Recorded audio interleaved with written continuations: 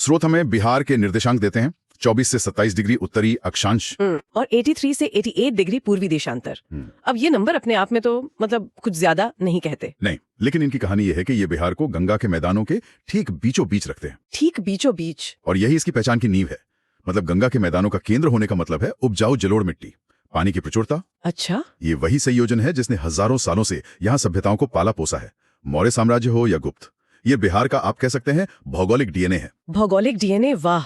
अच्छा, आगे इसका क्षेत्रफल है लगभग 94,000 वर्ग किलोमीटर, जो भारत का करीब 2.86% हिस्सा है। और दिलचस्प बात यह है कि इसका आकार आयताकार बताया गया है। हाँ। पर जो आंकड़े दिए गए वो मुझे थोड़ा चौंकाते हैं। कैसे? उत्तर से दक्षिण की दूरी है 345 किलोमीटर जी। और इसे याद रखने का एक मजेदार तरीका भी है, 3-4-5। 3-4-5 सही है। पर पूरब से पश्चिम की दूरी 483 किलोमीटर है। मुझे हमेशा लगता था कि बिहार लंबाई में ज्यादा होगा, पर ये तो चौड़ाई में कहीं ज्यादा फैला हुआ है। हाँ, और इसका बहुत गहरा मतलब है। क्या मतलब है इसका? खासकर यहाँ की कृषि और जलवायु पर। देखिए, बिहार की चौड़ाई ज्यादा होने का मतलब है कि जब मानसून बंगाल की खाड़ी से पूर्व से आता है तो उसे राज्य को पार करने में एक लंबा रास्ता तय करना पड़ता है। अच्छा। नतीजा ये होता है कि किशनगंज जैसे पूर्वी जिलों में तो बहुत भारी बारिश होती है, लेकिन पश्चिम की ओर मतलब रोहतास और कैमूर तक पहुंचते पहुंचते नमी कम हो जाती है। हाँ, मानसून की नमी और तीव्रता दोनों काफी कम हो जाती है। और यही फैलाव राज्य के भीतर कृषि में विविधता लाता है। कहीं चाय है तो कहीं चावल और गेहूं। ये तो बहुत दिलचस्प है। और इसी से जुड़ा एक और आंकड़ा है, समुद्र तल से औसत ऊंचाई जी सिर्फ 53 मीटर, मतलब 173 फीट। ये तो बहुत ही कम है। बहुत कम। और यही बिहार का सबसे बड़ा विरोधाभास है। अच्छा। ये समतल भूमि खेती के लिए, नहरें बनाने के लिए, सड़कें बिछाने के लिए जन्नत है। हाँ बिल्कुल, लेकिन यही समतल भूमि इसे नदियों के लिए खेल का मैदान बना देती है। खेल का मैदान। सोचिए, जब हिमालय से नदियां हजारों फीट की ऊंचाई से उतरकर अचानक इन सपाट मैदानों में आती हैं तो उनकी गति एकदम से कम हो जाती है और वे फैल जाती हैं। और फिर वे अपने साथ लाई मिट्टी जमा करती हैं, अपना रास्ता बदल लेती हैं। कोसी नदी बिहार का शोक। बिल्कुल, वो इसका सबसे कुख्यात उदाहरण है। लेकिन कोसी को बिहार का शोक तो मतलब दशकों से कहा जा रहा है, तो क्या ये सिर्फ भूगोल की मजबूरी है या इसमें प्रशासनिक विफलता या तटबंधों की राजनीति की भी कोई भूमिका है? ये बहुत जरूरी सवाल है। देखिए, भूगोल तो सिर्फ एक मंच तैयार करता है, नाटक तो इंसान खेलते हैं। बिल्कुल। कोसी की बाढ़ सिर्फ एक प्राकृतिक आपदा नहीं है। दशकों से जो तटबंध बने हैं, हाँ, और उन्हें नदी को एक संकरे रास्ते में कैद करने की कोशिश की है। इससे नदी का तल गाद जमा होने से ऊपर उठता गया है। मतलब नदी अब आसपास के मैदानों से भी ऊंची बहती है। हाँ, और जब भी कोई तटबंध टूटता है तो पानी किसी बंदूक की गोली की तरह बाहर निकलता है और भयानक तबाही मचाता है। तो हाँ, ये भूगोल और मानवीय हस्तक्षेप दोनों की मिली जुली कहानी है। ये तो वाकई एक जटिल तस्वीर है। अच्छा, अब अगर हम बिहार के नक्शे को देखें तो इसकी सीमाएं ये इसे एक बहुत ही खास जगह बनाती हैं। ये एक अंतर्राष्ट्रीय सीमा और 3 अलग अलग राज्यों से घिरा है। उत्तर में नेपाल है। नेपाल के साथ ये जो लंबी और खुली सीमा है वो बिहार की पहचान का एक बहुत जरूरी अंग है। ये सिर्फ एक राजनीतिक लकीर नहीं है। नहीं, ये एक सांस्कृतिक और सामाजिक धमनी की तरह है, जिसे रोटी बेटी का रिश्ता कहते हैं। हाँ, सुना है। वो आज भी जिंदा है। लोगों का आना जाना, व्यापार, शादियां, सब कुछ इतना सहज है कि पता ही नहीं चलता कि आप एक अंतर्राष्ट्रीय सीमा पार कर रहे हैं। लेकिन ये रोटी बेटी का रिश्ता सुनने में तो बहुत अच्छा लगता है, पर क्या हाल के वर्षों में मतलब सीमा पर बढ़ती सुरक्षा चिंताओं ने इस रिश्ते में कोई खटास नहीं डाली है? खुली सीमा के अपने खतरे भी तो होंगे। बिल्कुल, ये सिक्के का दूसरा पहलू है। जहां गहरे रिश्ते हैं वहीं ये खुली सीमा तस्करी, मानव तस्करी और कई बार अवैध गतिविधियों के लिए एक आसान रास्ता भी बन जाती है। और जब दोनों देशों के बीच राजनीतिक तनाव बढ़ता है तो उसका सीधा असर इन सीमावर्ती जिलों पर पड़ता है। तो ये रिश्ता जितना गहरा है उतना ही नाजुक भी है। ठीक है, अब बाकी 3 सीमाओं को देखते हैं। पश्चिम में उत्तर प्रदेश और दक्षिण में झारखंड। हाँ, दोनों से 8-8 जिले लगते हैं। और पूर्व में पश्चिम बंगाल, जिससे सिर्फ 3 जिले लगते हैं। इन तीनों सीमाओं को एक साथ देखना दिलचस्प है। पश्चिम में उत्तर प्रदेश के साथ की सीमा बिहार को भारत के विशाल हिंदी भाषी हृदय क्षेत्र से जोड़ती है। दक्षिण में झारखंड की सीमा इसे छोटा नागपुर के खनिज समृद्ध पठारी क्षेत्र से जोड़ती है। और पूर्व में पश्चिम बंगाल। पश्चिम बंगाल की सीमा भले ही छोटी हो, लेकिन शायद आर्थिक रूप से सबसे महत्वपूर्ण है। सबसे महत्वपूर्ण क्यों? सिर्फ इसलिए कि वो बंगाल से लगती है। इसलिए क्योंकि वो बिहार को समुद्र से जोड़ती है। अच्छा। बिहार एक भू आबद्ध मतलब लैंडलॉक्ड राज्य है। इसकी अपनी कोई समुद्री सीमा नहीं है। सही बात है। तो पश्चिम बंगाल की यही सीमा इसे कोलकाता और हल्दिया के बंदरगाहों तक पहुंच देती है। बिहार का लगभग सारा अंतर्राष्ट्रीय व्यापार इसी छोटे से रास्ते पर निर्भर है। मतलब ये उसकी आर्थिक जीवन रेखा हुई। बिल्कुल। तो आप देखिए, बिहार एक ही समय में भारत के राजनीतिक केंद्र, औद्योगिक बेल्ट और अंतर्राष्ट्रीय व्यापार के गेटवे से जुड़ा हुआ है। ये इसे एक असाधारण रणनीतिक ब्रिज स्टेट बनाता है। और ये ब्रिज स्टेट वाली बात तब और साफ हो जाती है जब हम उन जिलों को देखते हैं जो उन सीमाओं पर हैं। हाँ, स्रोत में कुछ जिलों का खास तौर पर जिक्र है, जैसे पश्चिमी चंपारण। ये न केवल क्षेत्रफल में सबसे बड़ा है, बल्कि ये नेपाल और उत्तर प्रदेश दोनों को छूता है। बिल्कुल, पश्चिमी चंपारण एक तरह का डबल एजेंट जिला है। Double agent? हाँ, यहाँ एक ही जगह पर आपको नेपाल और पूर्वी उत्तर प्रदेश दोनों की संस्कृति और व्यापार का संगम मिलेगा। ये इससे व्यापार के लिए एक अनोखा गेटवे बनाता है, लेकिन सुरक्षा की दृष्टि से भी बहुत संवेदनशील बना देता है। इसी तरह उत्तर पूर्व कोने में किशनगंज है, जो नेपाल और पश्चिम बंगाल दोनों से सटा है, और यहाँ बिहार में सबसे ज्यादा बारिश होती है। किशनगंज की कहानी तो उसकी भौगोलिक स्थिति ही कहती है। कैसे? यह बंगाल की खाड़ी से आने वाले मानसून के लिए बिहार का, कह सकते हैं, स्वागत द्वार है। इसीलिए यहाँ इतनी बारिश होती है, और यही अनोखी जलवायु इसे बिहार का एकमात्र चाय उत्पादक क्षेत्र बनाती है। फिर दक्षिण में रोहतास है, हाँ? जो उत्तर प्रदेश और झारखंड दोनों को छूता है, और कटिहार, जो झारखंड और पश्चिम बंगाल दोनों से जुड़ा है। ये जिले असल में ट्रांजिशन जोन है, संक्रमण क्षेत्र। अच्छा। रोहतास में आप गंगा के समतल मैदानों को धीरे धीरे झारखंड के पठार में बदलते हुए देख सकते हैं। इसी तरह कटिहार में बिहार की संस्कृति बंगाल की संस्कृति से मिलती है। ये जिले सिर्फ प्रशासनिक सीमाएं नहीं है। तो इन सब के बीच में है राजधानी पटना। स्रोत बताते हैं कि ये 9 जिलों से घिरा है। हाँ, भोजपुर, सारण, वैशाली, समस्तीपुर, बेगूसराय, लखीसराय, नालंदा, जहानाबाद और अरवल। ये तो लगभग राज्य के केंद्र में हुआ। और एक राजधानी के लिए ये आदर्श स्थिति है। इसका लगभग केंद्र में होना और इतने सारे जिलों से सीधे जुड़ा होना इसे राज्य का सच्चा प्रशासनिक और परिवहन केंद्र बनाता है। बिल्कुल, इससे राज्य के किसी भी कोने से राजधानी तक पहुंचना आसान हो जाता है। सोचिए, अगर राजधानी किशनगंज या कैमूर जैसे किसी कोने में होती, तो क्या राज्य में प्रशासनिक एकता की वही भावना होती? नहीं, शायद नहीं। पटना की ये केंद्रीय स्थिति बिहार को एक इकाई के रूप में जोड़े रखने में मदद करती है। तो कुल मिलाकर अगर हम पूरी तस्वीर को एक साथ जोड़ें, तो एक बात बार बार सामने आती है, जिसके बारे में हमने बात की। बिहार का भूआबद्ध होना, लैंडलॉक्ड। इसकी समुद्र तक सीधी पहुंच नहीं है, और निकटतम बंदरगाह कोलकाता है। ये शायद इसकी सबसे बड़ी भौगोलिक चुनौती है। निश्चित रूप से भूआबद्ध होना किसी भी अर्थव्यवस्था के लिए एक अंतर्निहित बाधा है। ये आपके आयात और निर्यात की लागत और समय दोनों को बढ़ा देता है, और आपको हमेशा एक पड़ोसी राज्य पर निर्भर रहना पड़ता है। बिल्कुल, ये बड़े पैमाने पर निर्यात आधारित उद्योग स्थापित करने में भी एक मनोवैज्ञानिक बाधा बन सकता है। इसीलिए बिहार के आर्थिक विकास की हर कहानी में सड़क और रेल संपर्क एक महत्वपूर्ण अध्याय होता है। हाँ, खासकर पश्चिम बंगाल के साथ। ये एक ऐसी भौगोलिक सच्चाई है जिसे आप बदल नहीं सकते, आपको इसके साथ ही काम करना होता है। तो हमने अक्षांश और देशांतर के कुछ अमूर्त आंकड़ों से शुरुआत की थी। अच्छा।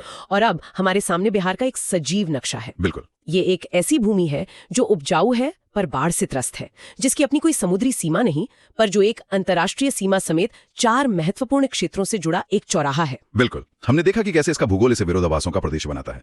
यह भूआबद्ध है, लेकिन इसकी सीमाएं इसे 4 अलग अलग दुनियाओं से जोड़ती हैं। उत्तर में गहरा सांस्कृतिक रिश्ता, पश्चिम में भारत का राजनीतिक हृदय, दक्षिण में खनिज और उद्योग का भंडार, और पूर्व में समुद्र तक पहुंचने का रास्ता। हाँ, ये सिर्फ एक राज्य नहीं, ये वास्तव में एक कनेक्टिंग हब है। तो आज की चर्चा को समाप्त करने से पहले कोई अंतिम विचार? यहाँ एक विचार छोड़ रहा हूँ। 21वीं सदी में जहाँ डिजिटल कनेक्टिविटी और भूमि परिवहन पहले से कहीं बेहतर हैं, क्या भूआबद्ध होने के मायने बदल गए हैं? अच्छा सवाल है। क्या अब भी इसके वही पुराने नुकसान हैं, या फिर ये व्यापक और विविध भूमि सीमाएं व्यापार और सांस्कृतिक आदान प्रदान के लिए ऐसे अनूठे अवसर प्रस्तुत करती हैं जो शायद समुद्री सीमाओं से भी बढ़कर हो सकते हैं? मतलब असली चुनौती समुद्र तक पहुंचने की नहीं, बल्कि अपने चारों ओर मौजूद इन अवसरों को और गहराई से जोड़ने की है। तो आज जो हमारे पास स्रोत हैं वो बिहार के भूगोल के बारे में है। जी। और ये सिर्फ मतलब एक लिस्ट नहीं है पहाड़ों और नदियों की। नहीं, बिल्कुल नहीं। हम ये समझने की कोशिश करेंगे कि बिहार की जमीन की बनावट कैसी है, उसकी कहानी क्या है। तो चलिए एक सफर पर चलते हैं बिहार के नक्शे पर। ये बहुत अच्छा तरीका है इसे देखने का। हम उत्तर पश्चिम के कोने से शुरू करेंगे और फिर धीरे धीरे दक्षिण की ओर बढ़ेंगे। हाँ, और इन स्रोतों के हिसाब से ये बिल्कुल सही रहेगा, क्योंकि बिहार को मोटे तौर पर 3 अलग अलग हिस्सों में बांटा जा सकता है। 3 हिस्सों में? जी। एक छोटा पहाड़ी इलाका, फिर एक बहुत बड़ा मैदानी इलाका, और उसके बाद दक्षिण में एक पुराना पठारी किनारा। हर हिस्से की अपनी अलग पहचान है। तो हाँ, उत्तर पश्चिम से शुरू करते हैं। ठीक है, तो यात्रा शुरू होती है बिहार के सबसे उत्तर पश्चिमी कोने यानी पश्चिम चंपारण जिले से। जी। यहाँ हमें मिलती है हमारी पहली भौगोलिक इकाई, शिवालिक पहाड़ी क्षेत्र। शिवालिक, ये नाम सुनते ही हिमालय की याद आ जाती है। बिल्कुल।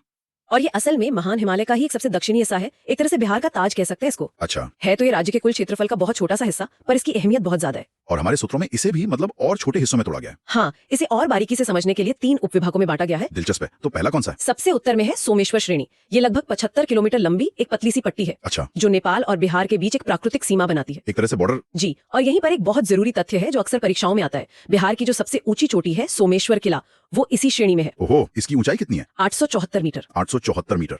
तो बिहार का सबसे ऊंचा पॉइंट पश्चिम चंपारण की सोमेश्वर श्रेणी में है। ये याद रखने वाली बात है। बिल्कुल। तो इस श्रेणी के बाद इसके दक्षिण में क्या आता है? सोमेश्वर श्रेणी के ठीक दक्षिण में एक घाटी है, इसे हरा घाटी कहते हैं। हरा घाटी।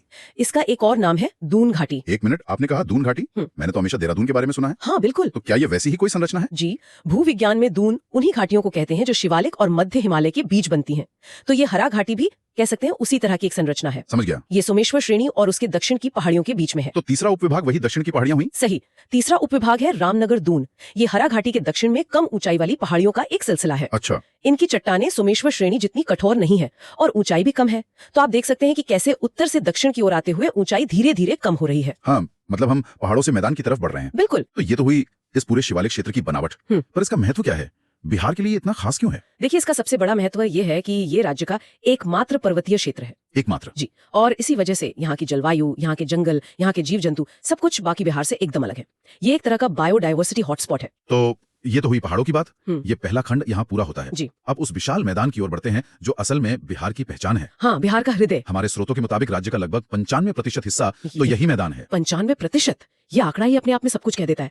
ये मैदान ही बिहार की आत्मा है। यहाँ की कृषि, संस्कृति, आबादी, सब कुछ इसी पर निर्भर है। सब कुछ। और इस विशाल मैदान के ठीक बीच से होकर बहती है गंगा नदी, जो इसे 2 हिस्सों में बांट देती है। जी, उत्तरी मैदान और दक्षिणी मैदान। तो पहले उत्तरी मैदान की बात करते हैं। जाहिर है ये गंगा के उत्तर में है, पर ये बना कैसे? इसे ऐसे समझिए कि हिमालय से कई शक्तिशाली नदियां निकलती हैं, जैसे गंडक, कोसी। हाँ, घाघरा, गंडक, बूढ़ी गंडक, बागमती और कोसी। जब ये पहाड़ों से उतरती हैं तो अपने साथ ढेर सारी मिट्टी, मतलब गाद या जिसे हम जलोढ़ कहते हैं, वो लेकर आती है। अच्छा। हजारों लाखों सालों से ये मिट्टी इस इलाके में जमा हो रही है और उसी से ये बेहद उपजाऊ उत्तरी मैदान बना है। तो ये भूवैज्ञानिक रूप से काफी नया इलाका हुआ। सबसे नया। ये चतुर्थक युग का है। और इन नदियों की वजह से ही इस इलाके की कुछ खास पहचान भी बनी होगी। बिल्कुल। स्रोत यहाँ के 2-3 मुख्य विशेषताओं पर ध्यान दिलाते हैं। पहली है चौर और मान। चौर और मान, ये क्या होते हैं? कल्पना कीजिए कि एक नदी बह रही है और फिर वो अपना रास्ता बदल लेती है। अच्छा। तो जो पुराना घुमावदार रास्ता पीछे छूट जाता है, उसमें पानी भर जाता है और वो घोड़े की नाव जैसी एक झील बन जाती है। ओहो। स्थानीय भाषा में इन्हें ही चौर या मान कहते हैं। और दूसरी विशेषता तो शायद वो है जिसके लिए उत्तरी बिहार अक्सर खबरों में रहता है। बाढ़। हाँ, बाढ़। ये एक कड़वी सच्चाई है। यह इलाका भारत के सबसे ज्यादा बाढ़ प्रभावित क्षेत्रों में से एक है, खासकर कोसी नदी की वजह से। जी, कोसी, जिसे बिहार का शोक भी कहा जाता है। ये नदी अपना रास्ता बदलने के लिए कुख्यात है। हर साल विनाशकारी बाढ़ लाती है। लेकिन इसमें एक विरोधाभास भी है शायद। हाँ है। यह बाढ़ सिर्फ विनाश नहीं लाती, बल्कि अपने साथ नई उपजाऊ मिट्टी की परत भी बिछा जाती है। तो यह विनाश और निर्माण का एक अजीब चक्र है जो यहाँ चलता रहता है। ठीक है, अब गंगा के दक्षिण की ओर चलते हैं। दक्षिणी बिहार का मैदान, क्या ये भी उत्तरी मैदान जैसा ही है? ऊपर से देखने में भले ही एक जैसा लगे, पर इसकी कहानी थोड़ी अलग है। कैसे? इसका निर्माण उन नदियों से हुआ है जो दक्षिण के छोटा नागपुर पठार से निकलती हैं, जैसे सोन, पुनपुन, फल्गु। तो इन नदियों में हिमालय की नदियों जितना पानी या गाद नहीं होती होगी? बिल्कुल नहीं। इसलिए ये मैदान उत्तरी मैदान की तुलना में थोड़ा अलग है। अच्छा, इसकी क्या खासियतें हैं? पहली बात तो इसका आकार। ये पश्चिम में ज्यादा चौड़ा है और जैसे जैसे हम पूर्व की ओर जाते हैं ये संकरा होता जाता है। ठीक है। और दूसरी और सबसे खास विशेषता है यहाँ की टाल भूमि। टाल, ये एक नया शब्द है। इसका क्या मतलब है? टाल वो निचले इलाके हैं जो गंगा के दक्षिणी किनारे के समानांतर फैले हुए हैं। अच्छा। मानसून के मौसम में जब नदियां उफान पर होती हैं, तो ये पूरा इलाका पानी में डूबकर एक विशाल झील जैसा दिखता है। अरे वाह। लेकिन जैसे ही पानी उतरता है, ये जमीन दलहन यानी दालों की खेती के लिए सोने जैसी हो जाती है। तो दालों के लिए बहुत मशहूर होगा ये इलाका? बहुत ज्यादा। स्रोत बताते हैं कि मोकामा टाल इसका सबसे प्रसिद्ध उदाहरण है, जिसे दाल का कटोरा भी कहा जाता है। ये भी परीक्षाओं के लिए एक महत्वपूर्ण बिंदु है। तो एक तरफ उत्तर में चौर और मान है और दक्षिण में टाल भूमि। जी। और क्या दक्षिणी मैदान में भी उत्तर जितनी ही बाढ़ आती है? नहीं, आमतौर पे यह उत्तरी मैदान की तुलना में कम बाढ़ प्रवण और ज्यादा स्थिर है। तो गंगा नदी वाकई एक विभाजक रेखा की तरह है? बिल्कुल, जिसके उत्तर और दक्षिण में मैदानों का चरित्र काफी अलग है। तो मैदान वाला ये दूसरा खंड भी पूरा हुआ? जी। तो हमने बिहार के ताज यानी शिवालिक की पहाड़ियों को देखा, फिर उसके विशाल हृदय मैदान को समझा। अब सफर पहुंचता है बिहार के दक्षिणी छोर पर। तीसरी और अंतिम इकाई दक्षिणी पठारी सीमा। और यहाँ आते ही हम भूविज्ञानिक रूप से समय में बहुत पीछे चले जाते हैं। बहुत पीछे। ये बिहार का सबसे पुराना हिस्सा है। सबसे पुराना? जी। ये असल में प्रायद्वीपीय भारत के विशाल छोटा नागपुर पठार का ही उत्तरी किनारा है, जो बिहार के दक्षिणी जिलों में फैला है। हाँ, जैसे कैमूर, रोहतास, गया, नवादा, जमुई और बांका, इन सब में एक पतली पट्टी के रूप में। मतलब यहाँ की चट्टानें मैदान की मिट्टी से बहुत पुरानी होंगी। बहुत ज्यादा पुरानी। ये प्री कैम्ब्रियन युग की चट्टानें हैं। अच्छा। मतलब पृथ्वी के शुरुआती दिनों में बनी थी। यहाँ आपको नाइस, शिस्ट और ग्रेनाइट जैसी कठोर चट्टानें मिलेंगी। ये एक और परीक्षा उन्मुख तथ्य है कि बिहार की सबसे पुरानी चट्टानें दक्षिणी पठारी क्षेत्र में मिलती हैं। सही। और इस पठारी क्षेत्र में भी कोई खास संरचनाएं हैं, जैसे शिवालिक में सोमेश्वर श्रेणी थी। हाँ, स्रोत यहाँ 2 मुख्य संरचनाओं का जिक्र करते हैं। एक है कैमूर का पठार, जो दक्षिण पश्चिम में रोहतास और कैमूर जिलों में है। ये विंध्य पर्वत का हिस्सा है। जी, उसी का पूर्वी विस्तार है और ये बलुआ पत्थर और चूना पत्थर के लिए मशहूर है। और दूसरा है पूर्व की ओर मुंगेर और जमुई जिलों में खड़गपुर की पहाड़ियाँ। ये धारवाड़ क्रम की चट्टानों से बनी है। आपने एक शब्द का इस्तेमाल किया, धारवाड़। ये सुनने में काफी तकनीकी लगता है, पर क्या इसका कोई खास मतलब है? इसका बहुत खास मतलब है। जब भी आप भू विज्ञान में धारवाड़ चट्टानें सुनते हैं तो आपके दिमाग में तुरंत खनिज शब्द आना चाहिए। खनिज, मिनरल्स। जी, ये भारत की कुछ सबसे पुरानी और खनिज संपन्न चट्टानों में से हैं। इसीलिए ये दक्षिणी पठार असल में बिहार का खजाना है। खजाना मतलब बिहार के ज्यादातर खनिज यहीं मिलते हैं। बिल्कुल। पाइराइट, चूना पत्थर, अभ्रक और भी कई खनिज संसाधन इसी पठारी सीमा में पाए जाते हैं। तो आर्थिक दृष्टि से ये क्षेत्र बहुत महत्वपूर्ण हुआ। बहुत ज्यादा। ये राज्य का औद्योगिक आधार बन सकता है। तो ये तीसरा खंड भी पूरा हुआ। कमाल है, एक ही राज्य में इतनी विविधता। अब अंत में हमारे स्रोतों में कुछ महत्वपूर्ण मतलब परीक्षा उन्मुख बिंदुओं पर ध्यान केंद्रित किया गया है, उन पर एक नजर डाल लेते हैं। जी, ये क्विक रिवीजन जैसा हो जाएगा। पहला बिंदु, सबसे ऊंची चोटी सोमेश्वर किला 874 मीटर पश्चिम चंपारण में। ठीक है। दूसरा, सबसे पुरानी चट्टानें ये दक्षिणी पठार क्षेत्र में पाई जाती हैं, प्री कैम्ब्रियन युग की। और सबसे नई चट्टानें वो बिहार के मैदानों में है, चतुर्थक युग की। चौथा बिंदु, मुकामा टाल। ये दक्षिणी बिहार के मैदान में दलहन यानी दाल के उत्पादन के लिए प्रसिद्ध है। दाल का कटोरा। जी। और पांचवा और अंतिम बिंदु, बिहार का सामान्य ढलान। इसका ढलान उत्तर से दक्षिण और पश्चिम से पूर्व की ओर है। ये तो नदियों के बहाव से भी साफ है। बिल्कुल, ये ढलान ही पूरे राज्य के जल प्रवाह को नियंत्रित करता है। तो परीक्षा के लिए महत्वपूर्ण यह खंड भी यहाँ पूरा होता है। बिहार के भौतिक विभाजन पर हमारे स्रोतों का ये विश्लेषण सचमुच बहुत ज्ञानवर्धक था। जी। हमने सिर्फ भूगोल नहीं पढ़ा, बल्कि एक तरह से बिहार की जमीन के चरित्र को समझने की कोशिश की। बिल्कुल, और जमीन को समझना वहाँ के जीवन को समझने की पहली सीढ़ी है। आज की इस गहरी पड़ताल को यहीं समाप्त करते हैं, लेकिन श्रोताओं के लिए एक विचार छोड़ जाते हैं। जरूर। हमने देखा कि बिहार में भौगोलिक रूप से कितनी विविधता और क्षमता है। एक तरफ बाढ़ से बनी उपजाऊ जमीन जो करोड़ों का पेट भर सकती है, और दूसरी तरफ पठार जिसमें कीमती खनिज छिपे हैं। तो सोचने वाली बात यह है कि इस भौगोलिक विरासत का इस्तेमाल बिहार के भविष्य को और बेहतर बनाने के लिए कैसे किया जा सकता है। जय हिंद, जय भारत। जय हिंद। आज हम बिहार की नदी प्रणाली की एक गहरी पड़ताल करेंगे। हमारे पास जो नोट्स हैं, हम उन्हीं के आधार पर एक एक करके हर बिंदु का विश्लेषण करेंगे। हमारा लक्ष्य परीक्षा के दृष्टिकोण से इसे समझना है। तो चलिए शुरू करते हैं। पहला शीर्षक है विषय 3, बिहार की नदी प्रणाली। जी, और बिहार की नदी प्रणाली को समझने के लिए हमें बस एक नदी को देखना होता है, गंगा। यह नदी पश्चिम से पूर्व की ओर बहती है और राज्य को आप कह सकती हैं 2 असमान हिस्सों में बांट देती है। ठीक है, तो हमारा पहला उपशीर्षक भी यही है। 1, मुख्य नदी गंगा। इसमें पहला बिंदु है प्रवेश। ये नदी बिहार में आती कहां से है? यह बिहार में चौसा में प्रवेश करती है, जो बक्सर जिले में है। चौसा, बक्सर। ठीक है, और फिर बिहार से इसका निकास कहां पर होता है? ये बिहार से भागलपुर और कटिहार के पास से निकलकर पश्चिम बंगाल में चली जाती है। अच्छा, तो बक्सर से भागलपुर तक बिहार के अंदर इसकी लंबाई कितनी होगी? बिहार के भीतर इसकी लंबाई लगभग 445 किलोमीटर है। 445 किलोमीटर। और इसकी कुल लंबाई? कुल लंबाई तो करीब 2525 किलोमीटर है। समझ गया। अब बात करते हैं इसके जलग्रहण क्षेत्र मतलब कैचमेंट की। देखिए, इसका कैचमेंट एरिया लगभग पूरे बिहार को ही कवर करता है।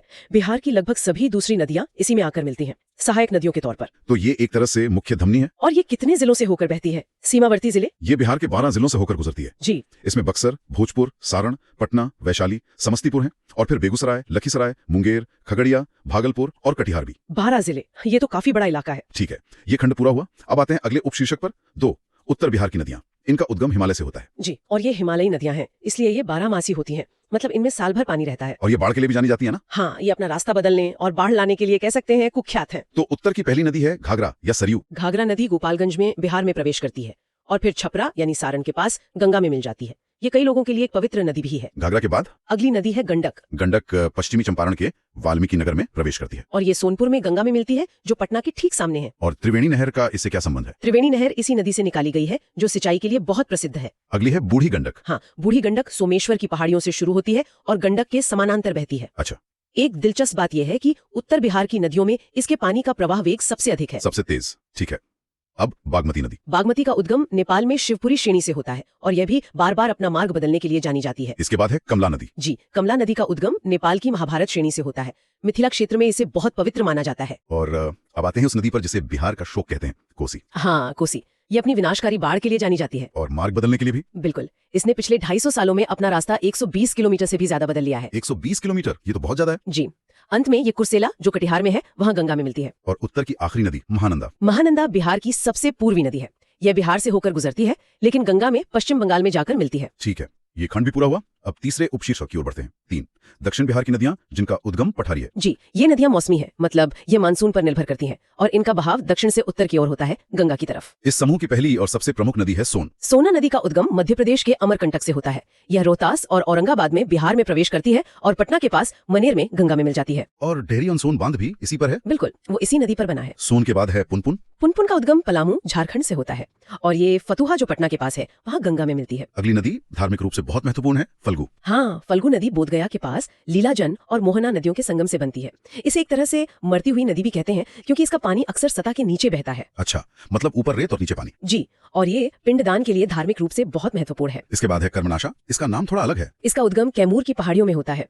ऐतिहासिक रूप से इसे एक अपवित्र या शापित नदी माना जाता था। और ये एक सीमा भी बनाती है। हाँ, ये उत्तर प्रदेश और बिहार के बीच सीमा का काम करती है। और इस समूह की आखिरी नदी क्यूल। क्यूल नदी का उद्गम गिरिडीह झारखंड में होता है और ये लखीसराय के पास गंगा में मिल जाती है। ठीक है, ये खंड पूरा हुआ। अब आते हैं अगले शीर्षक पर जो बीपीएससी परीक्षा के लिए विशेष रूप से महत्वपूर्ण है। पिन पॉइंट बीपीएससी परीक्षा के लिए महत्वपूर्ण बिंदु। पहला बिंदु है संगम स्थल। जी, बीपीएससी की परीक्षाओं में अक्सर ये पूछा जाता है कि कोई सहायक नदी गंगा में ठीक किस जगह पर मिलती है। जैसे कि सोन मनेर में मिलती है। बिल्कुल, सोन मनेर में, पुनपुन फतुहा में, ये स्थान याद रखने बहुत जरूरी हैं। दूसरा बिंदु है शोक किसे कहा जाता है। कोसी नदी को। उसकी अप्रत्याशित प्रकृति और बाढ़ के कारण उसे बिहार का शोक कहा जाता है। ठीक है, अगला बिंदु है नदी सीमाएं। हाँ, ये जानना भी जरूरी है कि गंडक, घाघरा और कर्मनाशा नदियां बिहार और उत्तर प्रदेश के बीच एक प्राकृतिक सीमा के रूप में काम करती हैं। और अंतिम महत्वपूर्ण बिंदु है राष्ट्रीय जल मार्ग 1। जी, इलाहाबाद से हल्दिया तक गंगा नदी का जो विस्तार है, जो बिहार से भी गुजरता है, वही राष्ट्रीय जलमार्ग 1 या NW1 है। ठीक है, ये खंड पूरा हुआ। अब हम अपने अंतिम शीर्षक पर आते हैं, याद रखने की त्वरित तकनीक। ये खास तौर पर उत्तर की नदियों के लिए है, पश्चिम से पूर्व के क्रम में। हाँ, इसके लिए एक बहुत सरल सूत्र है, घर गंदा बूढ़ी बाग कमला कोसी महा। घर गंदा बूढ़ी बाग कमला कोसी महा। हर शब्द एक नदी के नाम का पहला हिस्सा है, सही क्रम में। घर से घाघरा, गंदा से गंडक, फिर बूढ़ी गंडक। अच्छा, फिर बाग से बागमती, कमला, कोसी और अंत में महा से महानंदा। ये तो बहुत ही उपयोगी तकनीक है।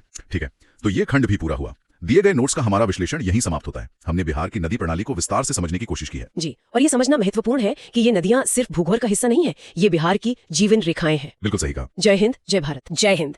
रॉ IQ में आपका स्वागत है। आज का विषय है बिहार की जलवायु। हम दिए गए नोट्स का अक्षरशः उसी क्रम में विश्लेषण करेंगे जिस क्रम में वे लिखे गए हैं। चलिए शुरू करते हैं। टॉपिक 4, बिहार की जलवायु। नोट्स के अनुसार बिहार में संशोधित महाद्वीपीय मानसूनी जलवायु का अनुभव होता है। इसे विशेष रूप से कोपेन वर्गीकरण के तहत CWG के रूप में वर्गीकृत किया गया है। ठीक है, तो ये संशोधित महाद्वीपीय मानसूनी, ये सुनने में थोड़ा सा जटिल है, इसका क्या मतलब हुआ? जी देखिए, इसे अगर हम तोड़ें तो मानसूनी मतलब साफ है कि मानसून का बहुत गहरा असर है। हाँ, मतलब बारिश पर निर्भरता। बिल्कुल। और महाद्वीपीय का अर्थ है समुद्र से दूरी, तो इसकी वजह से गर्मियां बहुत गर्म और सर्दियां काफी ठंडी होती हैं। अच्छा, और संशोधित क्यों कहा गया है? वो उत्तर में हिमालय की उपस्थिति के कारण। हिमालय इसे अपने हिसाब से थोड़ा बदल देता है। तो मतलब इसकी जलवायु समुद्र से दूरी और उत्तर में हिमालय की उपस्थिति से प्रभावित होती है। जी, इसका तात्पर्य यह है कि बिहार की जलवायु को निर्धारित करने वाले 2 मुख्य भौगोलिक कारक हैं। पहला, समुद्र से इसकी दूरी, और दूसरा, इसके उत्तर में स्थित हिमालय पर्वत श्रृंखला। बहुत बढ़िया। अब हम पहले खंड पर आते हैं, सामान्य विशेषताएं। पहला बिंदु है प्रकार, उष्ण कटिबंधीय मानसून जलवायु। हाँ, तो परीक्षा के दृष्टिकोण से ये इसका सबसे बुनियादी वर्गीकरण है। बिहार की जलवायु का मूल प्रकार उष्ण कटिबंधीय मानसून है। अगला बिंदु है प्रभावकारी कारकों पर, हिमालय, बंगाल की खाड़ी और लू। हिमालय की बात तो अभी हुई कि वो ठंडी हवाओं से बचाता है। जी, हिमालय उत्तर से आने वाली बर्फीली हवाओं को एक दीवार की तरह रोक लेता है। और बंगाल की खाड़ी? वो नमी का स्रोत है ना? बिल्कुल, बंगाल की खाड़ी ही मानसून के लिए नमी का मुख्य स्रोत है। बिहार में ज्यादातर बारिश उसी की वजह से होती है। और ये लू? ये पश्चिम से आने वाली गर्म हवाएं हैं। हाँ, लू गर्मी के मौसम की एक बहुत अहम पहचान है। ये पश्चिम से चलने वाली बेहद गर्म और शुष्क हवाएं हैं। ठीक है, तीसरा बिंदु आर्द्रता, पश्चिम से पूर्व की ओर जाने पर बढ़ती है, मतलब समुद्र के करीब जाने पर। एकदम सही। इसका मतलब है कि बिहार के पश्चिमी जिलों जैसे बक्सर या रोहतास की तुलना में पूर्वी जिलों जैसे किशनगंज या पूर्णिया में नमी की मात्रा बहुत अधिक होती है। ऐसा क्यों? क्योंकि पूर्वी भाग बंगाल की खाड़ी के ज्यादा निकट है। समझ गई। ये खंड पूरा हो गया है। अगला खंड, 3 मुख्य मौसम। तो उपखंड ए है ग्रीष्म ऋतु, यानी मार्च से जून। पहला बिंदु तापमान, सबसे अधिक तापमान गया में दर्ज किया जाता है। गया ही सबसे गर्म जिला है। जी, ये एक बहुत महत्वपूर्ण तथ्य है। बिहार का सबसे गर्म जिला गया है, जहां गर्मी के मौसम में उच्चतम तापमान दर्ज होता है। और दूसरा बिंदु है लू, मैदानों में दिन के दौरान तेज गर्म और शुष्क हवाएं चलती हैं। हाँ, लू ग्रीष्म ऋतु की विशेषता है। ये हवाएं दिन के समय चलती हैं और इनकी प्रकृति बहुत गर्म और शुष्क होती है। ठीक है। और तीसरा बिंदु धूल भरी आंधियां, लिखा है कि इनसे कभी कभी अस्थायी राहत मिलती है। जी, गर्मी के मौसम में अक्सर दोपहर के बाद धूल भरी आंधियां आती हैं। इनसे तापमान में एक क्षणिक गिरावट होती है और गर्मी से कुछ राहत मिलती है। अब आते हैं उपखंड बी पर, मानसून ऋतु जून से सितंबर तक। पहला बिंदु आगमन। ये आमतौर पर बिहार में 8 से 10 जून के आसपास उत्तर पूर्व से प्रवेश करता है, मतलब पूर्णिया और किशनगंज की तरफ से। बिल्कुल, बिहार में मानसून के प्रवेश की अनुमानित तिथि 8 से 10 जून है और यह उत्तर पूर्वी क्षेत्र से ही प्रवेश करता है, विशेष रूप से पूर्णिया और किशनगंज जिलों से। दूसरा बिंदु स्रोत। मुख्य रूप से दक्षिण पश्चिम मानसून की बंगाल की खाड़ी की शाखा। जी, बिहार में वर्षा का जो मुख्य स्रोत है वो दक्षिण पश्चिम मानसून है और उसमें भी खासतौर पर वो शाखा जो बंगाल की खाड़ी से आती है। तीसरा बिंदु वर्षा का पैटर्न। ये पूर्व से पश्चिम और उत्तर से दक्षिण की ओर घटता है। इसका मतलब है कि वर्षा का वितरण असमान है। जैसे जैसे आप पूर्व से पश्चिम की ओर जाते हैं, बारिश कम होती जाती है और उत्तर से दक्षिण की ओर भी घटती है। जी, इसी तरह उत्तर से दक्षिण की ओर जाने पर भी घटती है। तो इसी का नतीजा है शायद अगला बिंदु, चौथा बिंदु, किशनगंज राज्य में सबसे अधिक वर्षा प्राप्त करता है। हाँ, ये एक सीधा तथ्य है। बिहार में सर्वाधिक वर्षा वाला जिला किशनगंज है। अब उपखंड सी, शीत ऋतु, जो अक्टूबर से फरवरी तक है। इसका पहला बिंदु काफी दिलचस्प है। सबसे कम तापमान भी गया में ही दर्ज किया जाता है, मतलब गया सबसे गर्म और सबसे ठंडा दोनों है। जी, यही गया की खासियत है। गया जिला न केवल सबसे गर्म है, बल्कि सर्दियों में यहाँ सबसे कम तापमान भी दर्ज किया जाता है। तो इससे यह बिहार का सबसे गर्म और सबसे ठंडा दोनों जिला बन जाता है। वाह। दूसरा बिंदु है पश्चिमी विक्षोभ। भूमध्य सागर से उत्पन्न होने वाले चक्रवातों के कारण हल्की सर्दियों की बारिश होती है और ये गेहूं जैसी रबी फसलों के लिए फायदेमंद है। बिल्कुल, सर्दियों में जो हल्की वर्षा होती है उसका कारण पश्चिमी विक्षोभ ही है। ये चक्रवात भूमध्य सागर में उत्पन्न होते हैं और ये वर्षा रबी की फसलों जैसे गेहूं के लिए बहुत लाभकारी होती है। ठीक है। तीसरा बिंदु लौटता हुआ मानसून। अक्टूबर एक संक्रमण काल है जिसकी विशेषता है साफ आसमान और अक्टूबर की गर्मी। ये क्या है? असल में अक्टूबर के महीने को लौटते हुए मानसून का समय माना जाता है।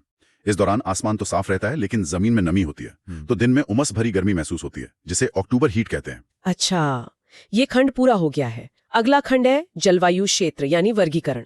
पहला बिंदु कोपेन का वर्गीकरण। बिहार का अधिकांश भाग CWG के अंतर्गत आता है। यह CWG का क्या मतलब है? ये शुष्क सर्दियों के साथ मानसून प्रकार की जलवायु को दर्शाता है।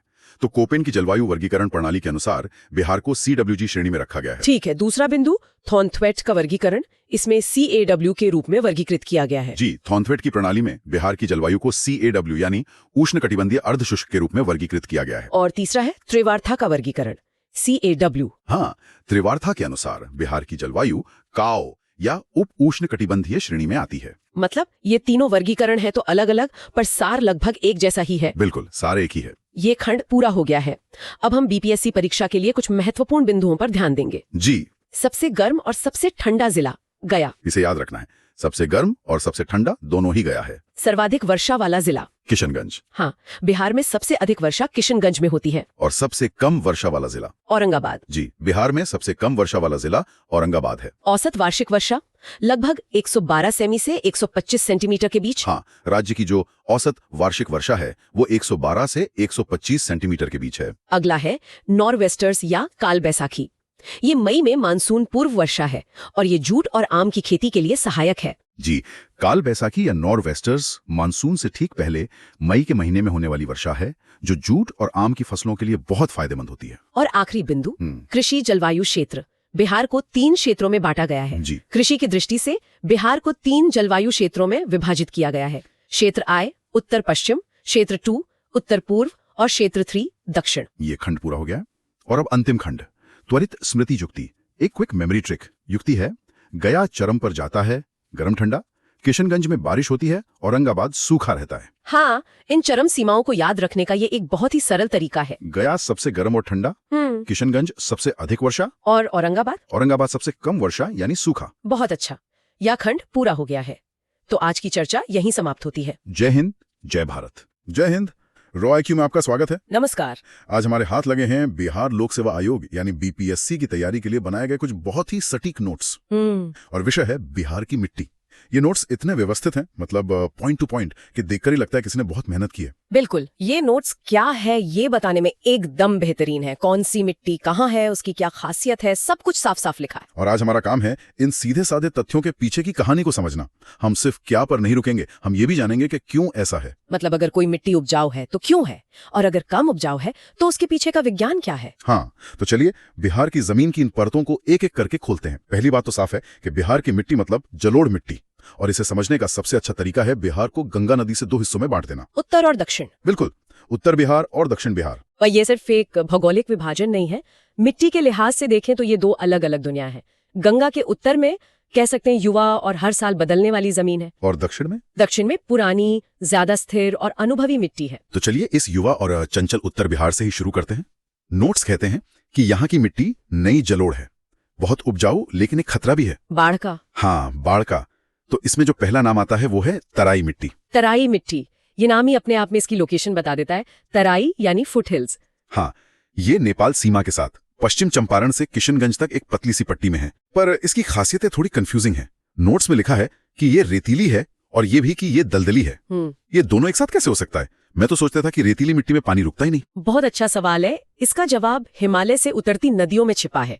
जब नदियां पहाड़ों से तेजी से नीचे आती हैं तो अपने साथ बड़े बड़े कण, मतलब रेत, बजरी, ये सब लेकर आती हैं। अच्छा। और जैसे ही वो मैदान में पहुंचती हैं, उनकी रफ्तार कम हो जाती है और वो ये सारा भारी सामान वहीं जमा कर देती हैं। इसलिए मिट्टी रेतीली है। ठीक है, रेतीली वाली बात समझ आ गई, पर दलदली क्यों? क्योंकि वो अपने साथ सिर्फ रेत नहीं, पानी भी तो लाती हैं, और ढलान कम होते ही पानी फैल जाता है। साल भर नमी बनी रहती है, जिससे जमीन दलदली हो जाती है। ओके, तो रेत भी है और पानी का जमाव भी है, एक अनोखा कॉम्बिनेशन। बिल्कुल, और इसी वजह से यहाँ धान, जूट और गन्ना जैसी फसलें होती हैं जिन्हें पानी बहुत चाहिए। अब समझ आया। चलिए तराई से थोड़ा और अंदर आते हैं। अगली मिट्टी है खादर, यानी नई जलोढ़। हाँ, खादर ये उन इलाकों में है जहाँ हर साल बाढ़ आती है, जैसे पूर्णिया, सहरसा, दरभंगा। और नोट्स कहते हैं कि ये बहुत ज्यादा उपजाऊ है। अब यहीं पे एक सवाल उठता है, बाढ़ तो एक आपदा है, वो तो सब तबाह कर देती है। हाँ, वो है। तो फिर ये मिट्टी को उपजाऊ कैसे बना रही है? इसे ऐसे समझिए कि प्रकृति हर साल आपके खेतों में मुफ्त में खाद की एक नई परत बिछा रही है। अच्छा। हर साल जब बाढ़ आती है तो नदी अपने साथ हिमालय से लाए गए ताजे पोषक तत्वों से भरपूर गाद की महीन परत छोड़ जाती है। ये है मिट्टी का एक तरह से नेचुरल रिन्यूअल। मतलब हर साल एक ताजा टॉपअप। बिल्कुल, इसीलिए इसे नई जलोढ़ या खादर कहते हैं। इसमें नाइट्रोजन भी भरपूर होता है, जो पौधों के लिए सबसे जरूरी है। कमाल है। तो फिर उन ऊंचे इलाकों का क्या, जहां बाढ़ का यह तोहफा नहीं पहुंच पाता? हाँ, उनका भी जिक्र है नोट्स में। उन्हें कहते हैं बंगर मिट्टी। और जाहिर है ये खादर से कम उपजाऊ होगी। बिल्कुल सही पकड़ा आपने। बंगर मतलब पुराना। ये उन इलाकों की मिट्टी है जो अब नदी के बाढ़ क्षेत्र से ऊपर उठ चुके हैं। हजारों सालों से मिट्टी की कोई नई परत नहीं बिछी है। तो इसके पोषक तत्व का क्या होता है? हर साल बारिश और सिंचाई के पानी के साथ मिट्टी के पोषक तत्व धीरे धीरे घुलकर नीचे चले जाते हैं। इसे लीचिंग कहते हैं। समय के साथ उर्वरता कम हो जाती है। नोट्स में एक और बात लिखी है कि इसमें चूना और कंकड़ होते हैं। ये कंकड़ कहाँ से आए? ये कंकड़ भी मिट्टी के पुराने होने का ही सबूत है। जब पानी खनिजों को घोलकर नीचे ले जाता है तो एक खास गहराई पर कैल्शियम कार्बोनेट जैसे तत्व जमा होने लगते हैं और वही कंकड़ बन जाते हैं। हाँ, धीरे धीरे वो पत्थर जैसी गांठें बन जाती हैं। इनकी मौजूदगी साफ बताती है कि ये एक मैच्योर पुरानी मिट्टी है। बहुत दिलचस्प। तो खादर और बांगर एक ही मिट्टी के 2 रूप हैं, बस एक युवा और एक बूढ़ा कह सकते हैं। अब उत्तर बिहार की आखिरी मिट्टी पर आते हैं, जिसका नाम बड़ा सुंदर है, बल सुंदरी मिट्टी। ये सहरसा से मुजफ्फरपुर तक के इलाके में है। इसमें चूना और रेत ज्यादा है, लेकिन सबसे खास बात, ये आम और लीची के बागानों के लिए मशहूर है। और यहीं पर हम देखते हैं कि कैसे मिट्टी सिर्फ खेती नहीं बल्कि एक पूरे क्षेत्र की पहचान बना देती है। मुजफ्फरपुर की लीची। बिल्कुल, मुजफ्फरपुर को दुनिया लीची की राजधानी कहती है। ये पहचान उसे इस बलसुंदरी मिट्टी ने ही दी है। तो ऐसा क्या खास है इस मिट्टी में जो लीची को इतना पसंद है?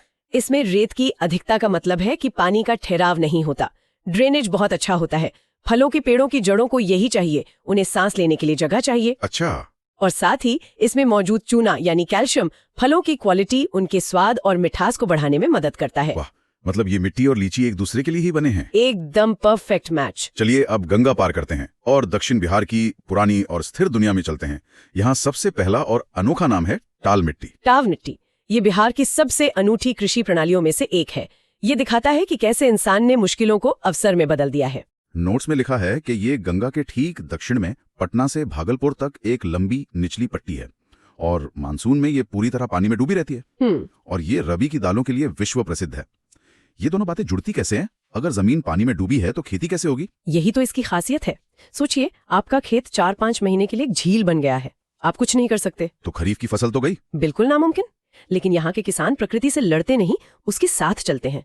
उन्हें पता है कि जब अक्टूबर में पानी उतरेगा तो ये भारी चिकनी मिट्टी एक विशाल स्पंज की तरह अपने अंदर बेहिसाब नमी सोख चुकी होगी। और फिर उस बची हुई नमी का इस्तेमाल होता है। ठीक, पानी उतरते ही वो इस नमी से भरी जमीन में चने, मसूर जैसी दालों के बीज बो देते हैं।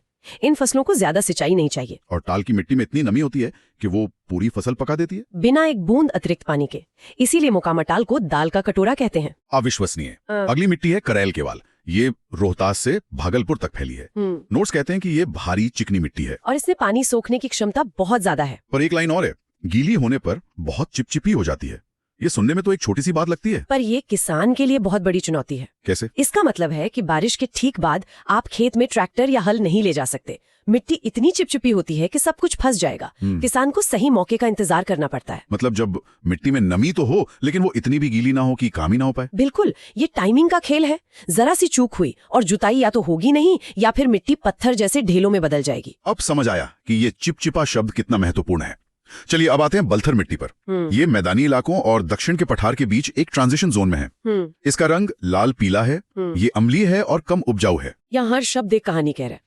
लाल पीला रंग मतलब इसमें लोहे के ऑक्साइड है जिनमें जंग लग गया है। और पठार से जुड़ाव मतलब ये पुरानी कठोर चट्टानों से बनी है, नदियों की लाई उपजाऊ गाद से नहीं। और इसके अम्लीय होने का क्या मतलब है किसान के लिए? अम्लीय मिट्टी में कई पोषक तत्व पौधों के लिए मतलब लॉक हो जाते हैं। पौधे उन्हें सोख नहीं पाते, भले ही वो मिट्टी में हो। इसीलिए ये कम उपजाऊ है। हाँ, और इसीलिए यहाँ ज्वार, बाजरा जैसे मोटे अनाज उगाए जाते हैं जो ऐसी मुश्किल मिट्टी को झेल सकें। और दक्षिण बिहार की लिस्ट में आखिरी है लाल और पीली मिट्टी।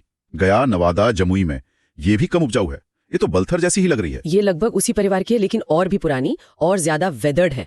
इसे ऐसे समझिए कि उत्तर बिहार की जलोढ़ मिट्टी तो इस्तेमाल के लिए तैयार सीमेंट रेत का मिक्सचर है। और ये ग्रेनाइट जैसे बड़े बड़े पत्थर है जिन्हें तोड़कर पोषक तत्व निकालना बहुत मुश्किल है। इसीलिए उत्पादकता में जमीन आसमान का फर्क है। तो हमने पूरे बिहार का एक मिट्टी दौरा कर लिया। अब नोट्स के अंत में परीक्षा के लिए कुछ खास बिंदु हैं। चलिए देखते हैं अब वो हमें कैसे समझ आते हैं। बिल्कुल, ये हमारी पूरी चर्चा का सार है। पहला बिंदु, बिहार में सबसे प्रमुख मिट्टी जलोढ़ है जो लगभग 90% हिस्से को कवर करती है। ये तो साफ है। हाँ, ये तो आधार है।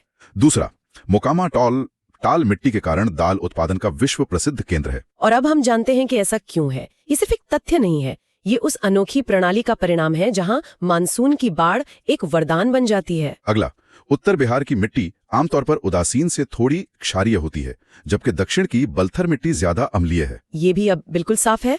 उत्तर में ताजी गाद का रिचार्ज है, दक्षिण में हजारों साल का अपक्षय यानी वेदरिंग है। और चौथा और आखिरी बिंदु, अधिकांश भारतीय मिट्टी की तरह बिहार की मिट्टी में भी आमतौर पर नाइट्रोजन और फास्फोरस की कमी होती है। ये बहुत महत्वपूर्ण बिंदु है। ये सिर्फ बिहार की नहीं, पूरे भारत की कहानी है। और यही वजह है कि हमें उर्वरकों की इतनी जरूरत पड़ती है। बिल्कुल, यूरिया और डीएपी पर हमारी निर्भरता का सीधा कारण यही है। ये हमारी कृषि की एक मूलभूत चुनौती है। तो जब हम इन सबको एक साथ जोड़ते हैं तो एक साफ तस्वीर उभरती है। उत्तर के उपजाऊ मैदानों से लेकर दक्षिण की पथरीली जमीन तक हर मिट्टी का अपना एक चरित्र है जो वहां के लोगों के जीवन को तय करता है। बिल्कुल, सबसे आकर्षक बात यही है कि बिहार का कृषि नक्शा लगभग पूरी तरह से उसकी मिट्टी के नक्शे से ही बना है। मुजफ्फरपुर की लीची बल सुंदरी मिट्टी के बिना सोची भी नहीं जा सकती। और मोकामा का दाल का कटोरा टाल मिट्टी के बिना होता ही नहीं। ये भूविज्ञान और संस्कृति के बीच एक बहुत ही गहरा और जीवन संबंध है। जमीन यहाँ सिर्फ एक संसाधन नहीं बल्कि जीवन को दिशा देने वाली एक शक्ति है। और ये हमें एक बड़े सवाल पर लाके छोड़ता है। जैसा कि नोट्स में था, नाइट्रोजन और फास्फोरस की कमी एक राष्ट्रीय समस्या है। हम अक्सर कृषि के भविष्य की बात करते हुए बेहतर बीज, नई तकनीक, ड्रोन्स की बात करते हैं, लेकिन शायद असली समाधान उस नींव को बेहतर ढंग से समझने में छिपा है जो हमारे पैरों के नीचे की मिट्टी है। शायद भविष्य की सबसे बड़ी क्रांति हमारे खेतों की मिट्टी के स्वास्थ्य को लौटाने से ही आएगी। जय हिंद, जय भारत। की कृषि पर हमारे एक श्रोता के भेजे हुए नोट्स हैं। वो बीपीएससी जैसी किसी परीक्षा की तैयारी कर रहे हैं और उन्होंने कहा है कि हमें नोट्स को सिर्फ पढ़े नहीं बल्कि इनके पीछे का जो मतलब है उसे समझने में मदद करें। बिल्कुल, तो हमारा मकसद सिर्फ तथ्यों को दोहराना नहीं होगा। हम ये देखेंगे कि ये तथ्य आपस में कैसे जुड़ते हैं और मतलब बिहार की कृषि की एक पूरी तस्वीर कैसे बनाते हैं। बहुत बढ़िया। तो नोट्स का पहला शीर्षक है टॉपिक 6 एग्रीकल्चर इन बिहार। और पहली ही लाइन वो काफी दमदार है। Agriculture is the backbone of Bihar's economy, employing nearly 75 to 80% of the population. 75 से 80%। ये तो एक बहुत बड़ा आंकड़ा है। ये सिर्फ एक आंकड़ा नहीं है, ये बिहार की सामाजिक आर्थिक हकीकत है। इसका सीधा मतलब है कि राज्य की, आप सोचिए, 3/4 से ज्यादा आबादी की रोजी रोटी सीधे खेती से चलती है। अच्छा। तो अगर मानसून थोड़ा कमजोर हो जाए या बाढ़ आ जाए तो इसका असर करोड़ों लोगों के जीवन पर पड़ता है। इसीलिए बिहार की हर नीति के केंद्र में कृषि को रखना पड़ता है।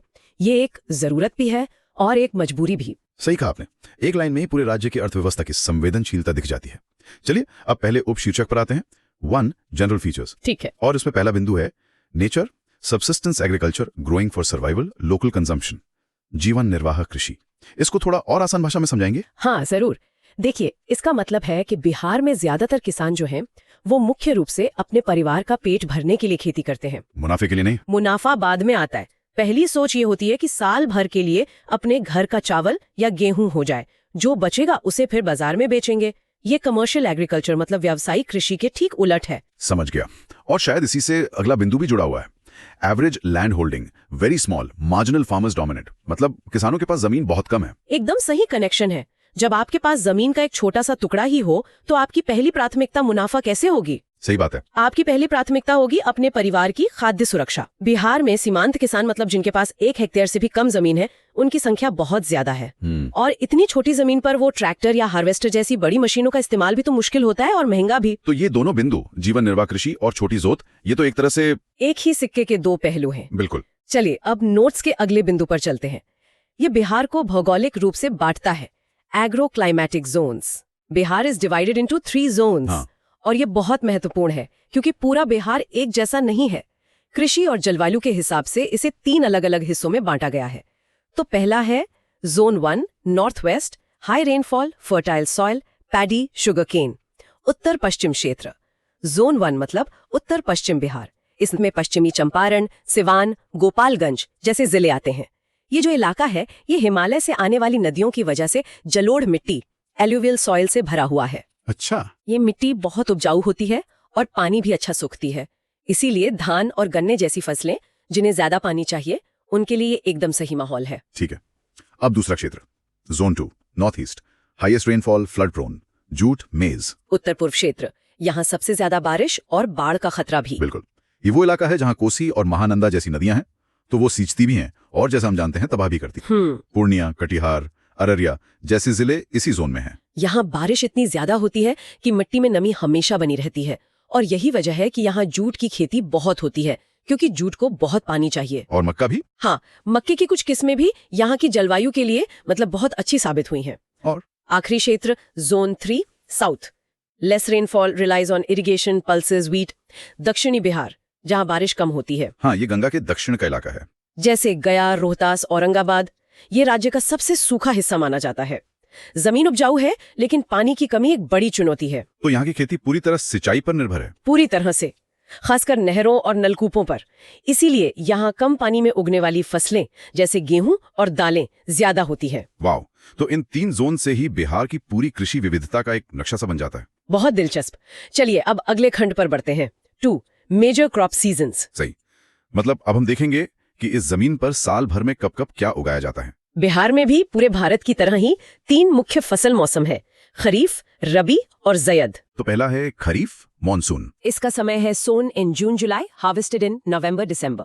और मुख्य फसलें हैं राइस, पैडी, मेज, जूट एंड शुगरकेन। हाँ, तो जैसे ही जून जुलाई में मानसून की पहली बारिश होती है, किसान खरीफ की बुआई शुरू कर देते हैं। ये पूरी तरह से मानसून पर निर्भर फसलें हैं। और धान यानी चावल इसकी सबसे बड़ी फसल है। बिल्कुल, क्योंकि उसे बहुत ज्यादा पानी चाहिए जो मानसून में आसानी से मिल जाता है। अगर हम जोन से जोड़कर देखें तो जोन 1 और 2 में धान, जूट और मक्का वो सब इसी मौसम में उगाए जाते हैं। ठीक है। अगला मौसम है रबी, विंटर। समय सोन इन अक्टूबर नवंबर, हार्वेस्टेड इन मार्च अप्रैल।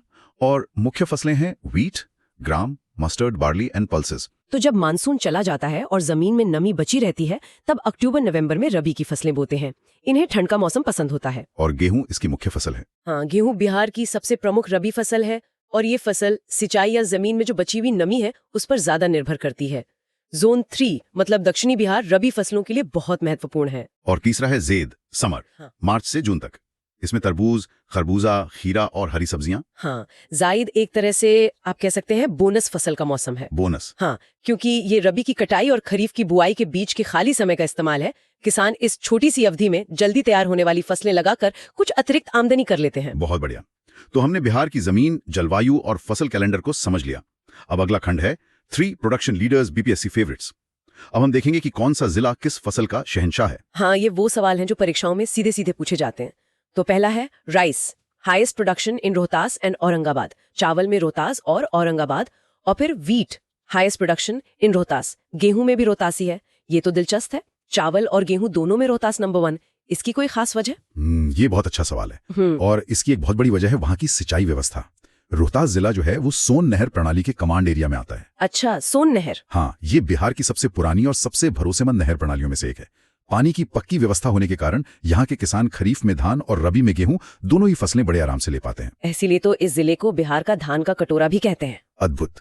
ये हुई ना बात तथ्य के पीछे का तर्क। अगला है maize. Bihar is a top producer in India. Leading districts Katihar and Khagaria. हाँ, पिछले कुछ सालों में बिहार ने मक्का उत्पादन में एक तरह से क्रांति की है, खासकर कोसी क्षेत्र में। क्रांति? हाँ, यहाँ की हाइब्रिड किस्मों की जो उत्पादकता है वो अमेरिका के मक्का उत्पादक क्षेत्रों के बराबर है। ये बहुत बड़ी उपलब्धि है।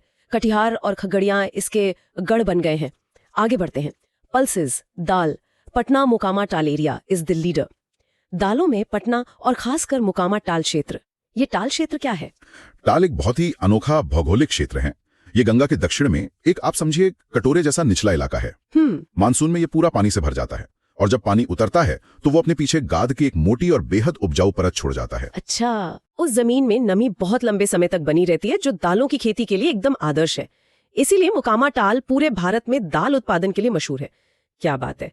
अब गन्ने पर आते हैं। Sugarcane concentrated in north west Bihar, west Champaran is the leader. और jute requires high humidity, Purnia is the leading producer. हाँ, और ये दोनों फसलें हमारी एग्रोक्लाइमेटिक जोन वाली बात को भी पुख्ता करती हैं। गन्ना, जैसा हमने जोन 1 में देखा था, उत्तर पश्चिम बिहार में होता है, जहां पानी और उपजाऊ मिट्टी है। पश्चिमी चंपारण में। बिल्कुल। और जूट, जैसा हमने जोन 2 में चर्चा की, वो पूर्णिया और कटिहार के नमी वाले इलाकों में होता है। तो हर फसल का एक खास भौगोलिक ठिकाना है। सही है। अब आते हैं मेरे सबसे पसंदीदा हिस्से पर। 4 special horticulture, GI tags and labels. Bihar के नगीने। जीआई टैग यानी ज्योग्राफिकल इंडिकेशन। ये किसी उत्पाद को उसकी खास भौगोलिक पहचान के लिए दिया जाता है। तो पहला नाम ही जबरदस्त है, शाही लीची मुजफ्फरपुर। मुजफ्फरपुर के शाही लीची। वो अपनी सुगंध, स्वाद और रस के लिए दुनिया भर में मशहूर है। वहाँ की जो मिट्टी और जलवायु है वही उसे वो अनूठा स्वाद देती है। अगला है जारदालू मैंगो भागलपुर और कटरनी राइस भागलपुर बंका। भागलपुर तो आम और चावल दोनों के लिए प्रसिद्ध है। हाँ, जरदालू आम अपनी मिठास के लिए जाना जाता है और कटरनी चावल अपनी खुशबू के लिए। ये दोनों भागलपुर की पहचान है। फिर है मगही पान, गया, नवादा, नालंदा। मगही पान। लेकिन अब जो नाम आ रहा है उसके साथ जो आंकड़ा है वो हैरान करने वाला है। कौन सा? मखाना, फॉक्सनट, दरभंगा, मधुबनी।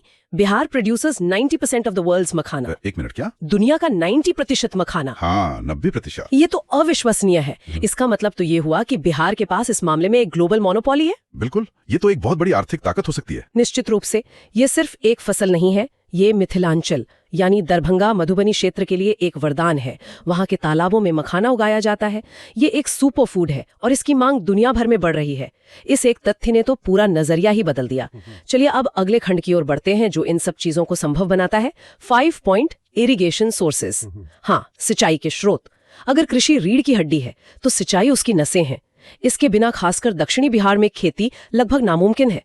नोट्स में पहला जिक्र है canals. Most important in south west Bihar, Rohtas, Bhojpur. नहरें, जैसा हमने पहले भी बात की, सोन, गंडक और कोसी से निकाली गई नहरें सिंचाई का एक बड़ा स्रोत है, खासकर सोन नहर प्रणाली जो रोहतास और भोजपुर को सींचती है।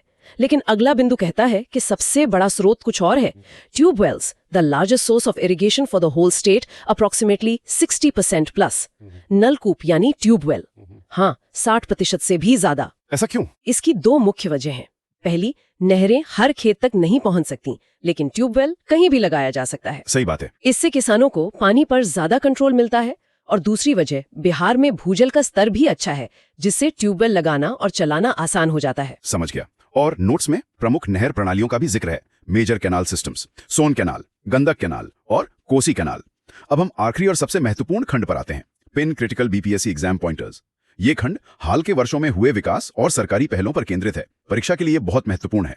पहला बिंदु है कृषि कर्मण award. Bihar has one this national award multiple times for मेज एंड व्हीट प्रोडक्शन। कृषि कर्मण पुरस्कार ये भारत सरकार का एक प्रतिष्ठित पुरस्कार है।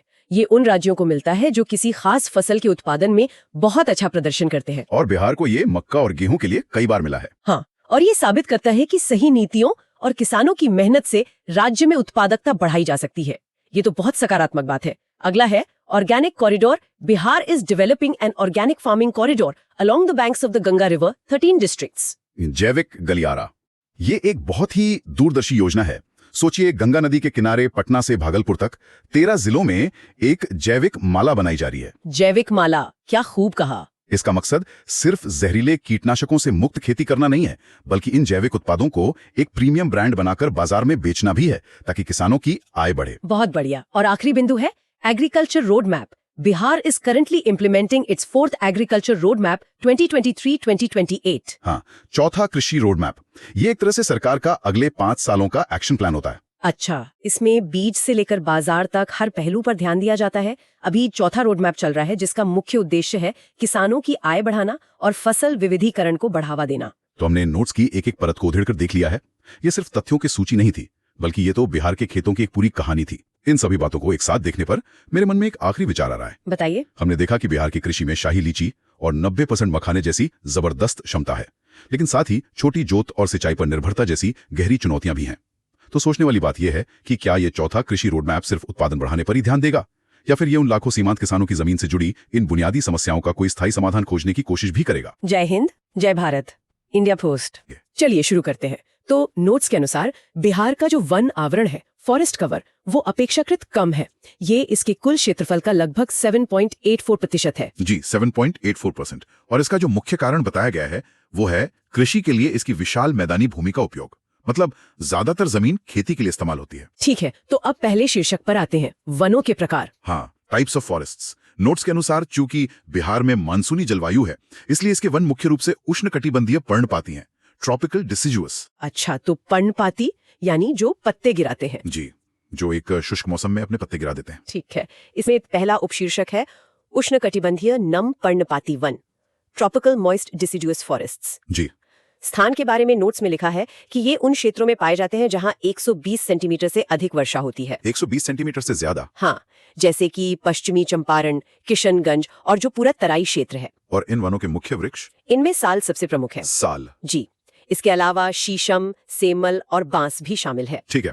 अब अगला उपशीर्षक है उष्णकटिबंधीय शुष्क पर्णपाती one, tropical dry deciduous forests. बिल्कुल, और जैसा कि नाम से ही जाहिर है, ये उन क्षेत्रों में पाए जाते हैं जहां 120 सेंटीमीटर से कम वर्षा होती है। अच्छा, तो 120 सेंटीमीटर एक तरह की विभाजक रेखा है। जी बिल्कुल। ये इलाके हैं कैमूर, रोहतास, गया, नवादा और मुंगेर। और यहाँ के मुख्य वृक्ष नम पर्णपाती वनों से अलग होंगे, है ना? हाँ बिल्कुल। इनमें अमलतास, महुआ, पलास, खैर और केंदू शामिल हैं। केंदू, हाँ। इसके बारे में एक तथ्य दिया गया है। जी, इसका उपयोग बीड़ी बनाने में होता है। अच्छा, ये खंड पूरा हो गया है। जी। तो अब अगला शीर्षक है महत्वपूर्ण वन्यजीव संरक्षित क्षेत्र, important wild life protected areas. Notes के अनुसार बिहार में एक राष्ट्रीय उद्यान और कई वन्यजीव अभयारण्य हैं। ठीक है। पहला बिंदु वाल्मीकि राष्ट्रीय उद्यान और tiger reserve. Valmiki national park and tiger reserve. स्थान है पश्चिमी चंपारण। पश्चिमी चंपारण। और तथ्य ये है कि यह बिहार का एकमात्र राष्ट्रीय उद्यान है। सिर्फ एक ही नेशनल पार्क है पूरे राज्य में? जी, केवल एक। और इसकी एक और खासियत है, इसकी सीमा नेपाल के चितवन राष्ट्रीय उद्यान से लगती है। अच्छा, ये एक ट्रांस बाउंड्री संरक्षित क्षेत्र हुआ एक तरह से। जी, कह सकते हैं। अगला बिंदु है विक्रमशिला गांगे डॉल्फिन अभयारण्य, विक्रमशिला गैंगेटिक डॉल्फिन सैंक्चुरी।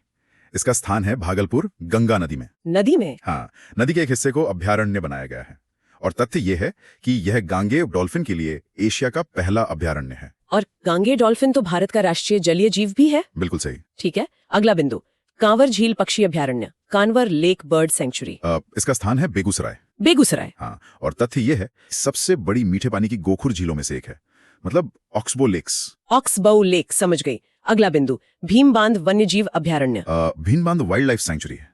ये मुंगेर में है। मुंगेर? हाँ, और ये गर्म झरनों के लिए जाना जाता है। गर्म झरने? हाँ, जैसे ऋषिकुंड, सीताकुंड। दिलचस्प है। अगला बिंदु है गौतम बुद्ध वन्यजीव अभयारण्य। जी, Gautam Buddha wildlife sanctuary. इसका स्थान है गया। गया? हाँ। ठीक है। और फिर है कैमूर वन्यजीव अभयारण्य। Kaimur wild life sanctuary. ये कैमूर और रोहतास दोनों जिलों में फैला है, और इसके बारे में महत्वपूर्ण तथ्य यह है कि ये क्षेत्रफल के हिसाब से बिहार का सबसे बड़ा अभयारण्य है। सबसे बड़ा? जी। यह खंड पूरा हो गया है। जी। अगला शीर्षक बिहार के राजकीय प्रतीक जैव विविधता, state symbols of Bihar biodiversity. हाँ, इसमें पहला है राजकीय पशु जो कि है गौर। इसे मिथुन या बाइसन भी कहते हैं। गौर? ठीक है। और राजकीय पक्षी? राजकीय पक्षी है घरेलू गौरैया। घरेलू गौरैया, ये काफी आम पक्षी है ना? जी बिल्कुल। अगला है राजकीय वृक्ष? वो है पीपल। और राजकीय फूल? राजकीय फूल है कचनार।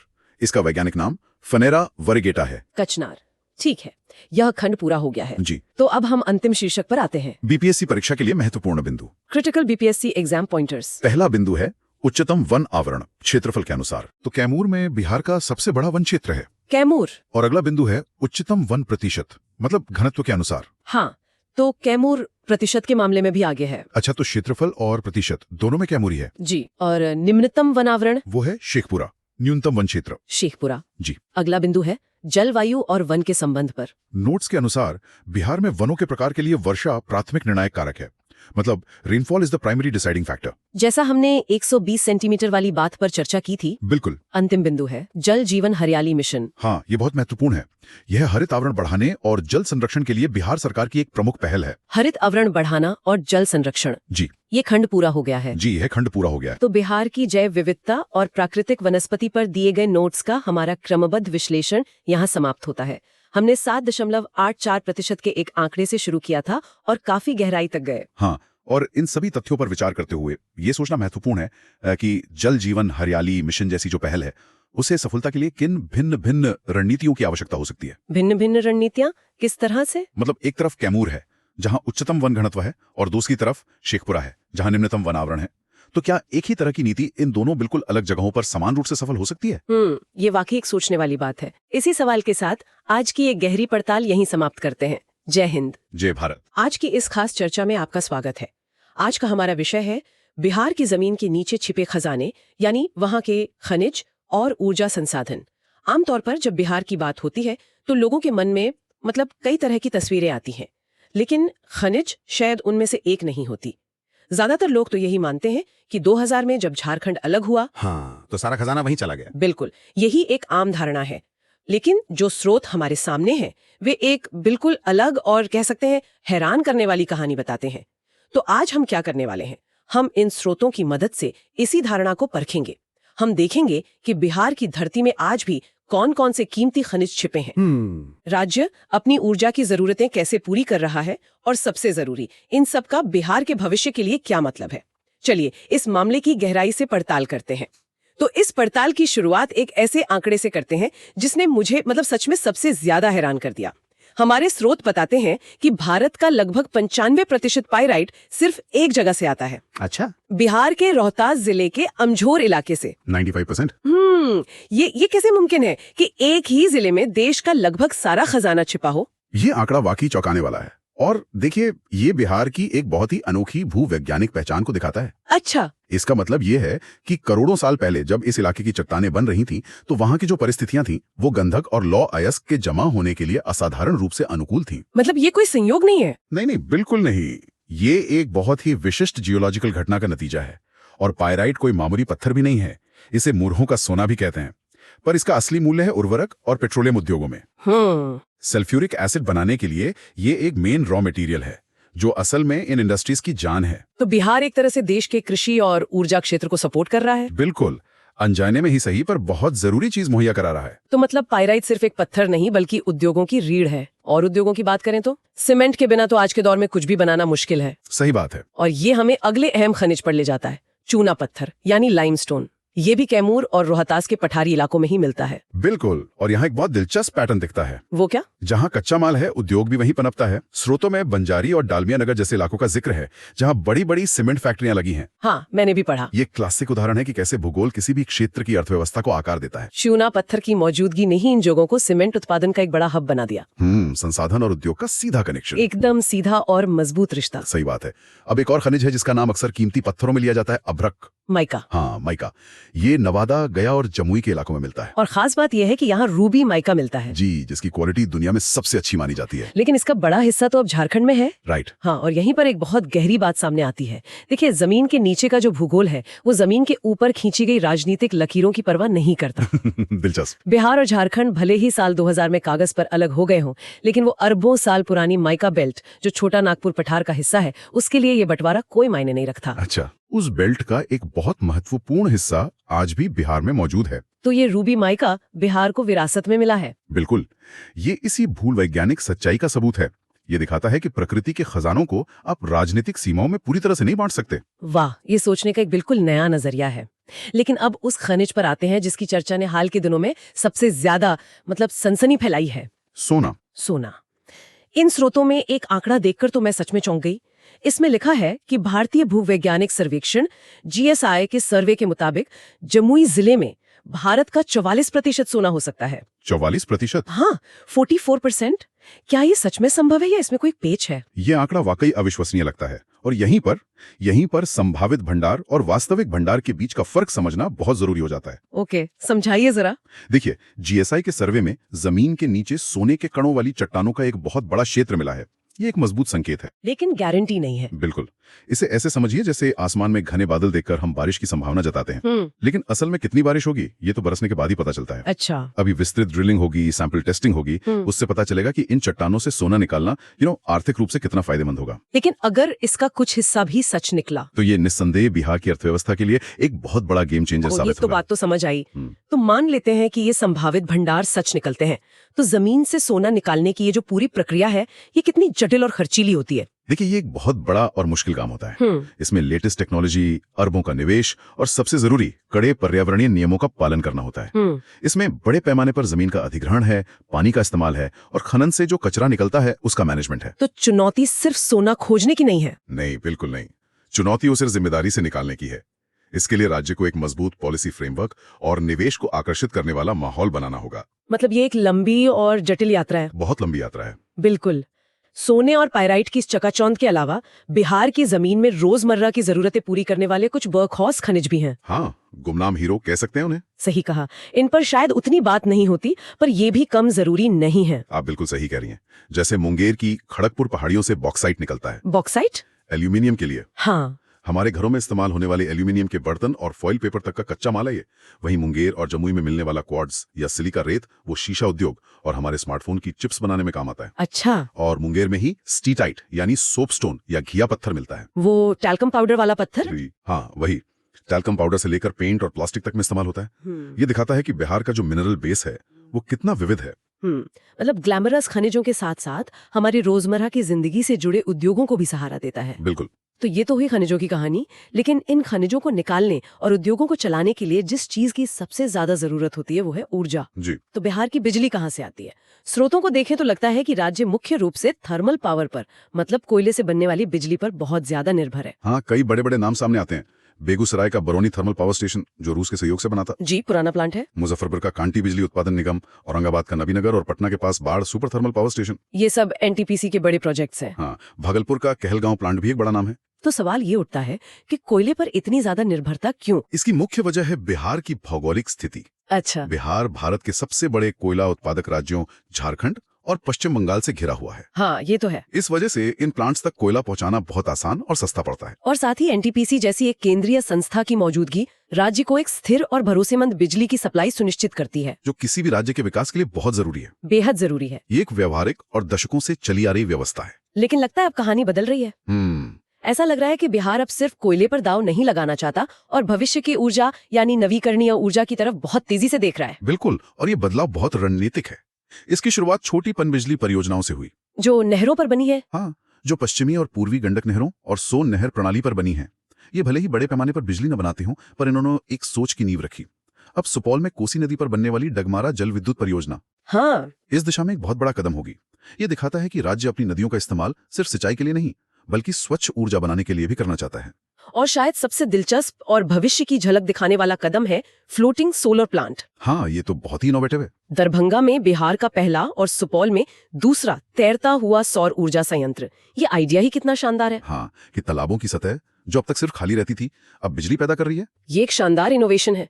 इसे ऐसे समझिए जैसे किसी भीड़-भाड़ वाले शहर में जगह की कमी होने पर हम वर्टिकल जाकर ऊंची इमारतें बनाते हैं। बिहार जो एक घनी आबादी वाला और कृषि प्रधान राज्य है, वहाँ जमीन बहुत कीमती है। सही बात है। ऐसे में ऊर्जा के लिए फ्लोटिंग होकर तालाबों और जलाशयों की सतह का इस्तेमाल करना, ये एक तरह की वर्टिकल सोची है। इससे जमीन भी बचती है और पानी का वाष्पीकरण भी कम होता है। तो बिहार अपनी चुनौतियों को अवसरों में बदल रहा है। बिल्कुल, ये भविष्य की ऊर्जा जरूरतों के लिए एक स्मार्ट और टिकाऊ समाधान है। तो चलिए इस पूरी चर्चा को समेटते हैं। अगर हमें कुछ मुख्य बातें निकालनी हो तो वो क्या होंगी? पहली बात तो मेरे लिए ये साफ है कि बिहार सही मायने में भारत का पाइराइट राज्य है। हाँ, इस एक खनिज पर तो उसका लगभग पूरा दबदबा है, एकाधिकार है। और दूसरी बड़ी बात है जमुई में सोने की वो विशाल संभावना, जो अगर हकीकत में बदलती है तो न सिर्फ बिहार बल्कि शायद पूरे देश की अर्थव्यवस्था पर इसका गहरा असर पड़ सकता है। ये सच में राज्य की किस्मत बदल सकती है। इन दो बड़ी बातों के अलावा कुछ और भी है? हाँ, स्रोतों में 2 और वाइल्ड कार्ड एंट्रीज का भी जिक्र है जिन पर नजर रखनी चाहिए। अच्छा। पहला, गया में यूरेनियम के अंश मिले हैं। अभी ये व्यावसायिक खनन से बहुत दूर है, लेकिन भारत की बढ़ती परमाणु ऊर्जा जरूरतों को देखते हुए भविष्य में इसकी अहमियत बहुत बढ़ सकती है। तो ये एक छिपा हुआ पत्ता हो सकता है। बिल्कुल। और दूसरा, जो शायद और भी बड़ा हो सकता है, वो है पूर्णिया और किशनगंज बेसिन में कच्चे तेल और प्राकृतिक गैस के संभावित भंडार की पहचान। अरे वाह, तेल और गैस भी। जी, शुरुआती भूगर्भीय सर्वेक्षणों ने वहां ऐसी चट्टानी संरचनाओं के संकेत दिए हैं जहां तेल जमा हो सकता है। अगर यहाँ ड्रिलिंग सफल होती है तो ये बिहार को भारत के ऊर्जा नक्शे पर एक बहुत महत्वपूर्ण जगह दिला सकता है। ये तो भविष्य में खोज का एक बिल्कुल नया अध्याय खोल सकता है। हाँ। तो आज की इस बातचीत से बिल्कुल साफ है कि 2000 में झारखंड के अलग होने के बाद बिहार का खनिज प्रोफाइल भले ही बदला हो, लेकिन ये खाली नहीं हुआ है। इसके पास एक अनूठा और संभावित रूप से बहुत मूल्यवान संसाधन आधार है। पाइलाइट का एकाधिकार, सोने की विशाल संभावना और ऊर्जा के नए नए स्रोत। बिल्कुल। और यहाँ आप सोचने के लिए एक दिलचस्प विचार ये है कि सोने के विशाल भंडार, तेल की संभावना और यूरेनियम के संकेतों को देखते हुए असली सवाल अब ये नहीं है कि बिहार की जमीन के नीचे क्या है। असली सवाल ये है कि राज्य इस विशाल आर्थिक अवसर को पर्यावरणीय और सामाजिक जिम्मेदारियों के साथ कैसे संतुलित करेगा। सही बात है। एक ऐसे राज्य के लिए सतत विकास का मॉडल क्या होगा जो एक नए संसाधन युग की दहलीज पर खड़ा है? क्या ये खनन से होने वाले विकास का लाभ समाज के हर तबके तक पहुंचा पाएगा? यही भविष्य की सबसे बड़ी चुनौती और सबसे बड़ा अवसर होगा। बिल्कुल। इस गहन विश्लेषण में शामिल होने के लिए धन्यवाद। जय हिंद। रॉ आईक्यू में आपका स्वागत है। आज की चर्चा बिहार की जनसंख्या भूगोल पर केंद्रित है। हमारे पास जो नोट्स हैं, हम उसी के आधार पर एक सख्त परीक्षा उन्मुख विश्लेषण करेंगे। जी, हम नोट्स में दी गई जानकारी को बिल्कुल उसी क्रम में समझाएंगे। कोई अतिरिक्त विश्लेषण नहीं, सिर्फ जो लिखा है उसी पर बात होगी। ठीक है, तो चलिए शुरू करते हैं। पहला शीर्षक है विषय 9, बिहार का जनसंख्या भूगोल। इसका सीधा सा मतलब है कि हमारी चर्चा पूरी तरह से बिहार राज्य के जनसंख्या से जुड़े आंकड़ों और उनके भौगोलिक वितरण पर ही सीमित रहेगी। आगे एक परिचयात्मक वाक्य है, बिहार उत्तर प्रदेश और महाराष्ट्र के बाद भारत का तीसरा सबसे अधिक आबादी वाला राज्य है। इसकी विशेषता उच्च घनत्व और उच्च विकास दर है। तो देखिए, इस एक वाक्य से 3 मुख्य बातें निकल कर आती हैं। पहली, जनसंख्या के मामले में बिहार का स्थान तीसरा है। ठीक है। दूसरी बात, यहाँ जनसंख्या घनत्व मतलब पॉपुलेशन डेंसिटी बहुत ज्यादा है। और तीसरी, यहाँ की जो जनसंख्या वृद्धि दर है वो भी ऊंची है। चलिए, तो अब इन बातों को आंकड़ों के साथ देखते हैं। अगला खंड है प्रमुख जनसंख्या आंकड़े 2011 की जनगणना। जी, इस खंड में हम 2011 के जनगणना के जो महत्वपूर्ण आंकड़े हैं उन पर ध्यान देंगे। पहला बुलेट पॉइंट है कुल जनसंख्या 10.41 करोड़, भारत की जनसंख्या का 8.6%। तो 2011 की जनगणना के हिसाब से बिहार की कुल आबादी लगभग 10.41 करोड़ थी। और ये उस समय भारत की कुल आबादी का 8.6% था। जी, 8.6%। ये एक बहुत बड़ा आंकड़ा है। अगला बिंदु, दशकीय वृद्धि दर 2001 से 2011 25.4%, राष्ट्रीय औसत से अधिक। इसका मतलब ये हुआ कि 2001 से लेकर 2011 के 10 सालों में बिहार की जनसंख्या में 25.4% की बढ़ोतरी हुई। और ये राष्ट्रीय औसत से ज्यादा थी। हाँ, ये वृद्धि दर भारत के राष्ट्रीय औसत से काफी ज्यादा थी। ये एक महत्वपूर्ण बिंदु है। ठीक है, आगे है जनसंख्या घनत्व 1106 व्यक्ति प्रति वर्ग किलोमीटर। 1106। इसका मतलब है कि बिहार में हर एक वर्ग किलोमीटर के क्षेत्र में औसतन 1106 लोग रहते हैं। और इस पर एक नोट भी दिया गया है। जी, नोट, बिहार भारत में सबसे घनी आबादी वाला राज्य है। बिल्कुल, ये आंकड़ा इसी तथ्य की पुष्टि करता है। जनसंख्या घनत्व के मामले में बिहार सभी राज्यों में पहले स्थान पर है। ये खंड पूरा हो गया है। ठीक है। अगला खंड है साक्षरता दर। तो अब हमारी चर्चा बिहार की साक्षरता दर यानी लिटरेसी रेट से संबंधित आंकड़ों पर होगी। परिचयात्मक वाक्य है, बिहार की साक्षरता दर भारत में सबसे कम है, लेकिन इसमें तेजी से सुधार हो रहा है। इस पंक्ति में 2 बातें हैं। एक तरफ साक्षरता दर के मामले में बिहार का स्थान भारत में सबसे नीचे है, और दूसरी तरफ एक सकारात्मक बात भी है कि इस दर में तेजी से सुधार भी देखा जा रहा है। चलिए आंकड़े देखते हैं। पहला है कुल साक्षरता 61.8%। जी, बिहार की जो कुल साक्षरता दर है वो 61.8% है। पुरुषों की साक्षरता, पुरुष साक्षरता 71.2%। हाँ, पुरुषों में ये दर 71.2% है। और महिलाओं में ये काफी कम है। महिला साक्षरता 51.5%। जी, महिलाओं में साक्षरता दर सिर्फ 51.5% है। दोनों के बीच एक बड़ा अंतर है। अब जिलों की बात करते हैं। उच्चतम साक्षरता वाला जिला रोहतास 73.37%। तो बिहार में अगर किसी जिले में सबसे ज्यादा साक्षरता दर है तो वो रोहतास है। 73.37%। और सबसे कम? न्यूनतम साक्षरता वाला जिला पूर्णिया 51.08%। और सबसे कम साक्षरता दर पूर्णिया जिले में पाई गई है, जो कि सिर्फ 51.08% है। ठीक है, ये खंड पूरा हो गया है। जी। अगला खंड है लिंगानुपात। अब हम बिहार के लिंगानुपात यानी सेक्स रेशियो के आंकड़ों का विश्लेषण करेंगे। पहला बिंदु, समग्र लिंगानुपात 918 प्रति 1000 पुरुषों पर महिलाओं की संख्या। बिहार का जो समग्र लिंगानुपात है वो 918 है, मतलब हर 1000 पुरुषों पर 918 महिलाएं हैं। और बच्चों में अगला पॉइंट है बाल लिंगानुपात 0 से 6 वर्ष 935। ये एक दिलचस्प आंकड़ा है। 0 से 6 साल के बच्चों में लिंगानुपात 935 है, जो कि समग्र लिंगानुपात से बेहतर है। अब जिलों पर आते हैं। उच्चतम लिंगानुपात वाला जिला गोपालगंज 1021, 1000 से ऊपर एकमात्र जिला। गोपालगंज, यहाँ का लिंगानुपात सबसे अधिक है 1021, और जैसा नोट्स में लिखा है ये बिहार का एकमात्र जिला है जहाँ ये आंकड़ा 1000 से ज्यादा है। और सबसे कम कहाँ है? सबसे कम है न्यूनतम लिंगानुपात वाला जिला मुंगेर 876। मुंगेर 876 के साथ। ठीक है जी, मुंगेर जिले का लिंगानुपात बिहार में सबसे कम है। यह खंड पूरा हो गया है। आगे बढ़ते हैं। अगला खंड शहरीकरण और ग्रामीण जनसंख्या। ठीक है, अब बिहार की ग्रामीण और शहरी जनसंख्या के वितरण पर बात करेंगे। पहला ही बिंदु बहुत स्पष्ट है। ग्रामीण जनसंख्या 88.7%, अत्यधिक ग्रामीण राज्य 88.7%। इसका सीधा सा मतलब है कि बिहार की ज्यादातर आबादी गांव में रहती है, इसीलिए इसे एक प्रमुख ग्रामीण राज्य माना जाता है। और शहरी जनसंख्या? ये है शहरी जनसंख्या 11.3%। लेकिन इसमें एक अपडेट भी है। अब बिहार आर्थिक सर्वेक्षण 2022-23 के अनुसार 15.3% तक बढ़ गई है। जी, ये महत्वपूर्ण है। 2011 की जनगणना में ये 11.3% थी, लेकिन जो नया आर्थिक सर्वेक्षण है उसके अनुसार ये आंकड़ा अब बढ़कर लगभग 15.3% हो गया है। अच्छा, तो शहरीकरण बढ़ रहा है। हाँ, धीरे धीरे। सबसे शहरीकृत जिला? पटना। जाहिर है, पटना राजधानी है तो बिहार में सबसे ज्यादा शहरीकरण पटना जिले में ही हुआ है। और सबसे कम? सबसे कम शहरीकृत जिला समस्तीपुर और बांका। जी, समस्तीपुर और बांका, ये 2 जिले बिहार के सबसे कम शहरीकृत जिलों में गिने जाते हैं। ठीक है, ये खंड पूरा हो गया। अगला खंड है SC और ST जनसंख्या। इसमें अनुसूचित जातियों और अनुसूचित जनजातियों की जनसंख्या के आंकड़े दिए गए हैं। पहला पॉइंट, अनुसूचित जाति SC कुल जनसंख्या का 15.9%। बिहार की जो कुल जनसंख्या है उसमें अनुसूचित जाति यानी SC समुदाय का हिस्सा लगभग 15.9% है। और इसका सबसे ज्यादा प्रतिशत कहाँ है? वो अगले बिंदु में है। उच्चतम SC% गया में। जी। अनुसूचित जाति की जनसंख्या का सबसे ज्यादा प्रतिशत गया जिले में है। अब अनुसूचित जनजाति की बात करते हैं। अनुसूचित जनजाति ST कुल जनसंख्या का 1.3%। हाँ, ST आबादी का हिस्सा काफी कम है। बिहार की कुल आबादी में लगभग 1.3%। और इनका सबसे ज्यादा प्रतिशत उच्चतम ST% पश्चिम चंपारण। जी, अनुसूचित जनजाति की जनसंख्या का सबसे अधिक प्रतिशत पश्चिम चंपारण जिले में पाया जाता है। ये खंड भी पूरा हो गया है। ठीक है। अगला खंड है महत्वपूर्ण BPSC परीक्षा संकेतक, सबसे अधिक और सबसे कम। अच्छा, तो ये खंड प्रतियोगी परीक्षाओं के लिहाज से बनाया गया है। इसमें तुलनात्मक तथ्य हैं। बिल्कुल। पहला है सबसे बड़ी जनसंख्या, पटना। बिहार में सबसे ज्यादा जनसंख्या पटना जिले की है। और सबसे कम? सबसे छोटी जनसंख्या शेखपुरा। सबसे कम जनसंख्या वाला जिला है शेखपुरा। आगे घनत्व की बात है।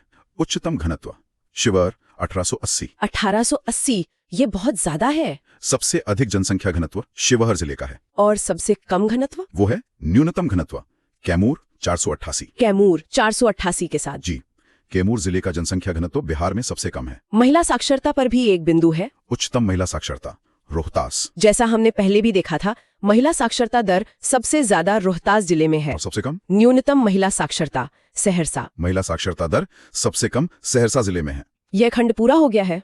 अब नोट्स में एक अंतिम शीर्षक है त्वरित मेमोरी ट्रिक शीर्ष जिले। लेकिन इस शीर्षक के नीचे नोट्स में कोई जानकारी नहीं दी गई है। सही कहा। तो हम इस पर आगे कोई विवरण नहीं दे सकते। ठीक है। इसी के साथ नोट्स का ये विश्लेषण समाप्त होता है। इन सभी आंकड़ों को देखने के बाद एक बात तो साफ है, बिहार मानव संसाधन से भरपूर है, लेकिन चुनौतियां भी उतनी ही बड़ी हैं। बिल्कुल। और ये आंकड़े जो मुख्य रूप से 2011 के हैं, वो एक आधार तैयार करते हैं।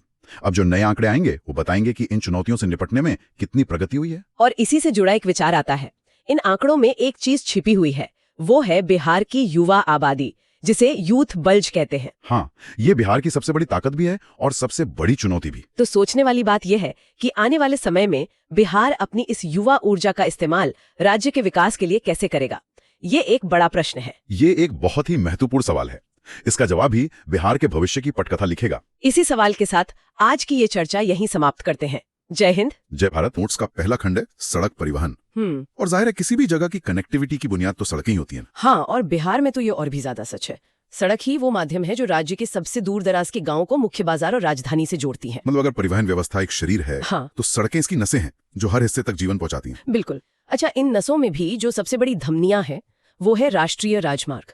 नोट्स बताते हैं कि बिहार में इनका एक घना नेटवर्क है जी। इसमें एक नाम है NH2, जिसका नया नंबर अब NH19 है। और यहाँ जो बात इसे खास बनाती है वो है इसका स्वर्णिम चतुर्भुज का हिस्सा होना। हाँ, ये स्वर्णिम चतुर्भुज आखिर है क्या? देखिए, ये भारत की सबसे महत्वाकांक्षी सड़क परियोजनाओं में से एक है। ये वही विशाल हाईवे नेटवर्क है जो देश के 4 सबसे बड़े महानगरों दिल्ली, मुंबई, चेन्नई और कोलकाता, बिल्कुल, इनको जोड़ता है। अब सोचिए, जब बिहार के कैमूर, रोहतास, औरंगाबाद और गया जैसे जिले इस नेटवर्क का हिस्सा बनते हैं, तो इसका मतलब है कि वो सिर्फ पटना से नहीं बल्कि देश की मुख्य आर्थिक धमनी से सीधे जुड़ गए हैं। एकदम सही।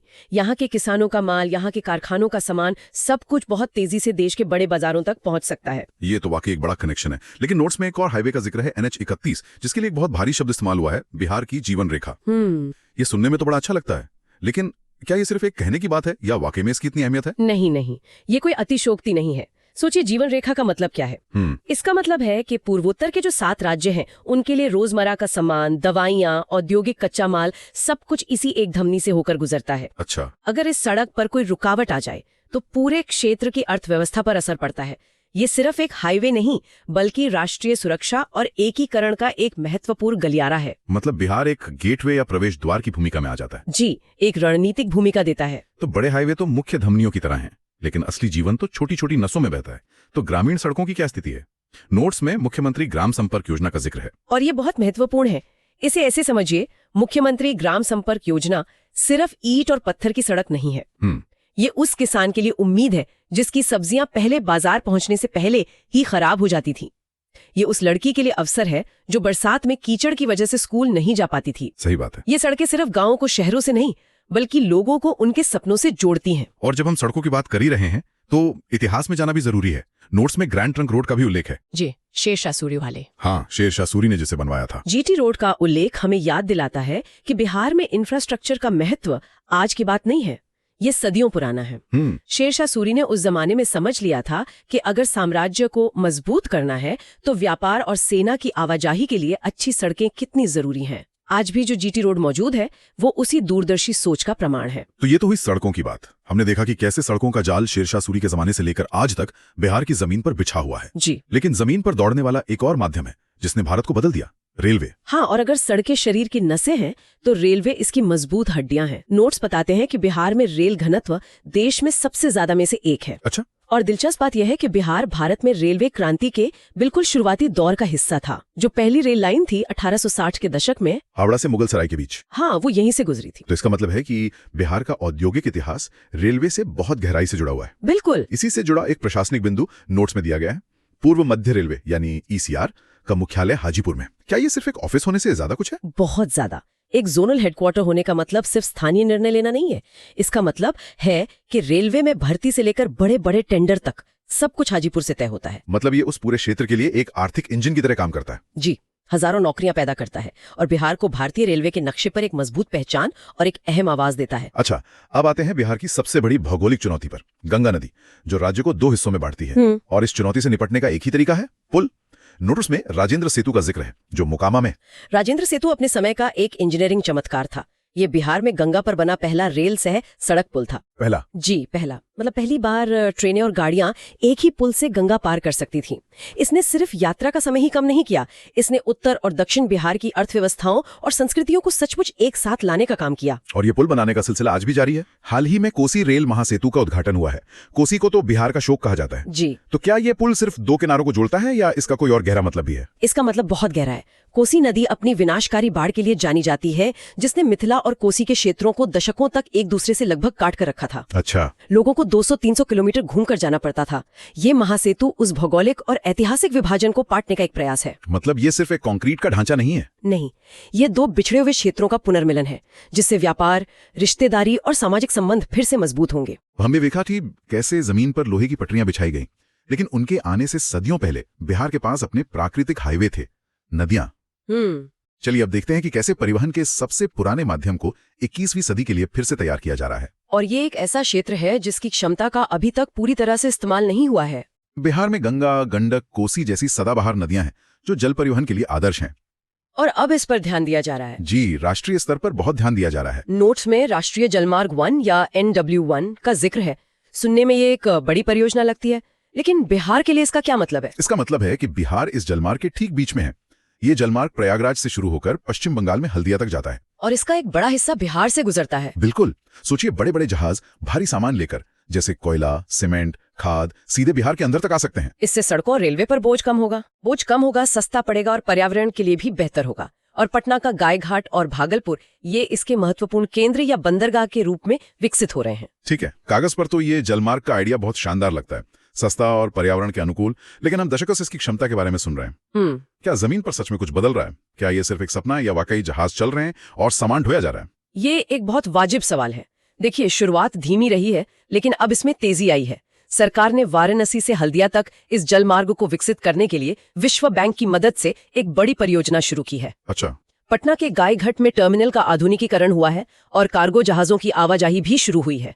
हाँ, इसे सड़कों और रेल जितना व्यस्त होने में अभी समय लगेगा, लेकिन नींव रखी जा चुकी है।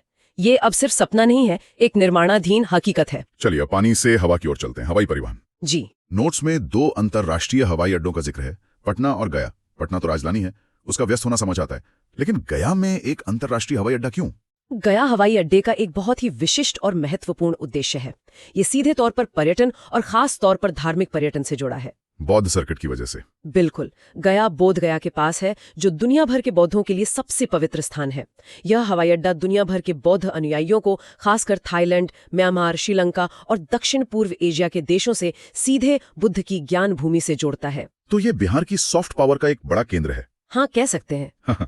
ये बहुत दिलचस्प है। और घरेलू हवाई अड्डों में दरभंगा का नाम बहुत चर्चा में रहा है। नोट्स कहते हैं कि ये उड़ान योजना के तहत बहुत सफल रहा है। ये उड़ान योजना क्या है? उड़ान का मतलब है उड़े देश का आम नागरिक। ये सरकार की एक योजना है जिसका मकसद छोटे शहरों को हवाई नेटवर्क से जोड़ना और हवाई यात्रा को आम लोगों के लिए सस्ता और सुलभ बनाना है। और दरभंगा इसका एक सफल उदाहरण है। जी, एक बेहतरीन उदाहरण है। इसने न सिर्फ मिथिला क्षेत्र के लाखों लोगों को दिल्ली, मुंबई, बेंगलोर जैसे बड़े शहरों से सीधा जोड़ दिया है, बल्कि ये भी साबित किया है कि अगर सही कनेक्टिविटी दी जाए तो छोटे शहरों में भी हवाई यात्रा की बहुत बड़ी मांग है। तो हमने परिवहन के अलग अलग माध्यमों को देख लिया। अब नोट्स के अगले खंड पर आते हैं, बुनियादी ढांचे की मुख्य बातें, जो कुछ व्यापक पहलुओं पर नजर डालता है।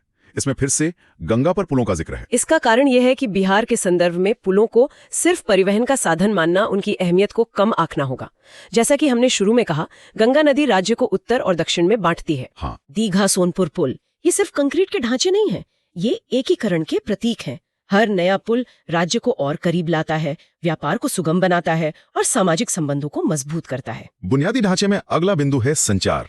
नोट्स कहते हैं कि मोबाइल और इंटरनेट की पहुंच बड़ी है, लेकिन एक ग्रामीण शहरी असमानता बनी हुई है। जी, और ये कनेक्टिविटी सिर्फ सड़कों और ट्रेनों की नहीं है। सोचिए, जब मुख्यमंत्री ग्राम संपर्क योजना के तहत एक गांव में पक्की सड़क पहुंचती है, तो उसके साथ साथ अक्सर फाइबर ऑप्टिक केबल बिछाने का काम भी आसान हो जाता है।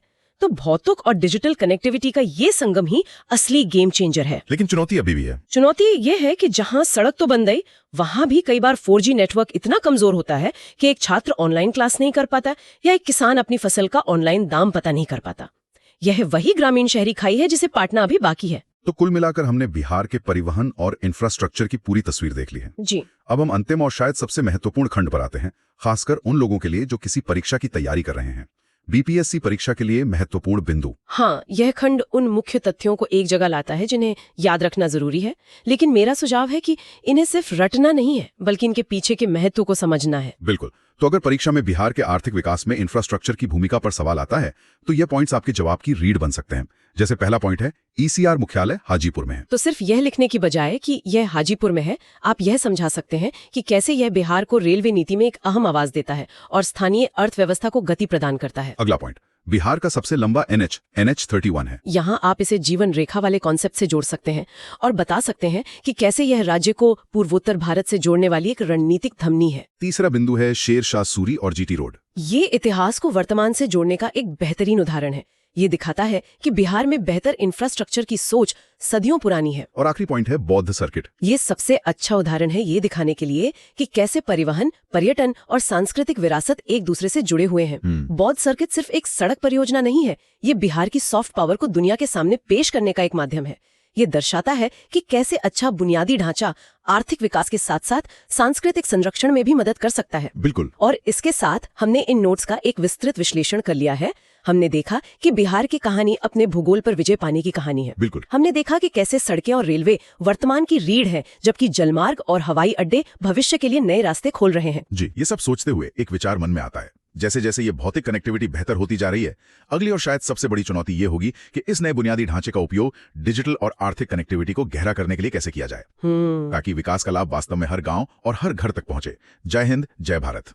हमारे श्रोताओं का स्वागत है। नमस्कार। आज हमारे सामने बिहार के प्राकृतिक खतरों और पर्यावरण से जुड़े कुछ नोट्स हैं, और इन्हें पढ़कर जो पहली तस्वीर जहन में बनती है वो काफी विरोधाभासी है। विरोधाभासी किस तरह से? देखिए, नोट्स का पहला ही वाक्य कहता है कि बिहार भारत के सबसे अधिक आपदा प्रवण राज्यों में से एक है, जहां एक ही समय पर बाढ़ और सूखा दोनों का सामना करना पड़ता है। राइट। मतलब एक ही जगह पानी की बहुतायत और पानी की किल्लत एक साथ। ये कैसे मुमकिन है? बिल्कुल, और यही विरोधाभास असल में बिहार की भौगोलिक नियति है। अच्छा। इसे समझने के लिए बिहार के नक्शे को मन में लाना होगा। उत्तर में हिमालय है, जहाँ से उग्र और गाद से भरी नदियां नीचे उतरती हैं, और दक्षिण में है छोटा नागपुर का पठारी इलाका, जो पथरीला और आप कह सकते हैं अपेक्षाकृत सूखा है। तो ये जो अनोखी बनावट है, जी, यही बनावट बिहार को एक ही समय में दो अलग अलग चरम मौसमी घटनाओं का आप कह सकते हैं अखाड़ा बना देती है। चलिए तो फिर नोट्स के हिसाब से ही आगे बढ़ते हैं। सबसे पहले बात करते हैं बाढ़ की, जिसे नोट्स में उत्तर बिहार का अभिशाप कहा गया है। पहला ही आंकड़ा मतलब चौंकाने वाला है। इसमें लिखा है कि बिहार का लगभग 73% भौगोलिक क्षेत्र बाढ़ प्रवण है। 73%? हाँ, मतलब राज्य का लगभग 3/4 हिस्सा। ये तो अविश्वसनीय लगता है। जी हाँ, और ये आंकड़ा बिहार में बाढ़ की जो भयावहता है उसको दिखाता है। इसका मतलब है कि राज्य की एक बहुत बड़ी आबादी और कृषि भूमि लगातार इस खतरे के साए में जीती है। और इसका मुख्य केंद्र, जैसा कि नोट्स में स्पष्ट है, उत्तर बिहार है। बिल्कुल, उत्तर बिहार। तो इसके मुख्य कारण क्या हैं? नोट्स में 3 बातें बताई गई हैं। जी। एक तो हिमालय से निकलने वाली कोसी, गंडक जैसी नदियां हैं, जिनमें पानी का बहाव बहुत ज्यादा होता है। दूसरा, नेपाल के जल ग्रहण क्षेत्रों में भारी बारिश। और तीसरा, नदी के तल में गाद का जमा होना। ये गाद जमा होना क्या है और ये इतना बड़ा कारण क्यों है? देखिए, ये बहुत अच्छा सवाल है। असल में ये तीनों कारण एक दूसरे से जुड़े हुए हैं। अच्छा।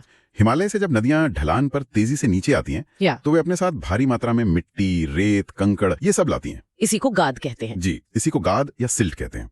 अब सोचिए, जब ये नदियां बिहार के मैदानी इलाकों में पहुंचती हैं तो उनकी गति धीमी हो जाती है। हाँ, जाहिर है। और ये सारा मलबा नदी के तल में जमा होने लगता है। ओके। वैसे तो ये एक प्राकृतिक प्रक्रिया है, लेकिन हिमालय में बढ़ते वनों के कटान और निर्माण कार्यों ने इसे कई गुना बढ़ा दिया है। तो इसका नतीजा क्या होता है? नतीजा, साल दर साल नदी का तल ऊपर उठता जाता है, उसकी गहराई कम होती जाती है। मतलब नदी उथली हो जाती है। बिल्कुल। अब नदी में पानी समाने की क्षमता ही कम हो गई, तो जैसे ही नेपाल में भारी बारिश होती है, ये उथली नदियां पानी को संभाल नहीं पाती और अपने किनारे तोड़कर विनाशकारी बाढ़ का रूप ले लेते हैं। सही पकड़ा आपने। और इसी संदर्भ में कोसी नदी का जिक्र आता है, जिसे बिहार का शोक कहा जाता है। जी। नोट्स में एक शब्द है अवलजन, यानी मार्ग परिवर्तन। इसके लिए ये नदी कुख्यात है। ये सामान्य बाढ़ से कैसे अलग है? देखिए, शोक शब्द यहाँ बहुत महत्वपूर्ण है। कोसी की बाढ़ सिर्फ पानी का फैलना नहीं है।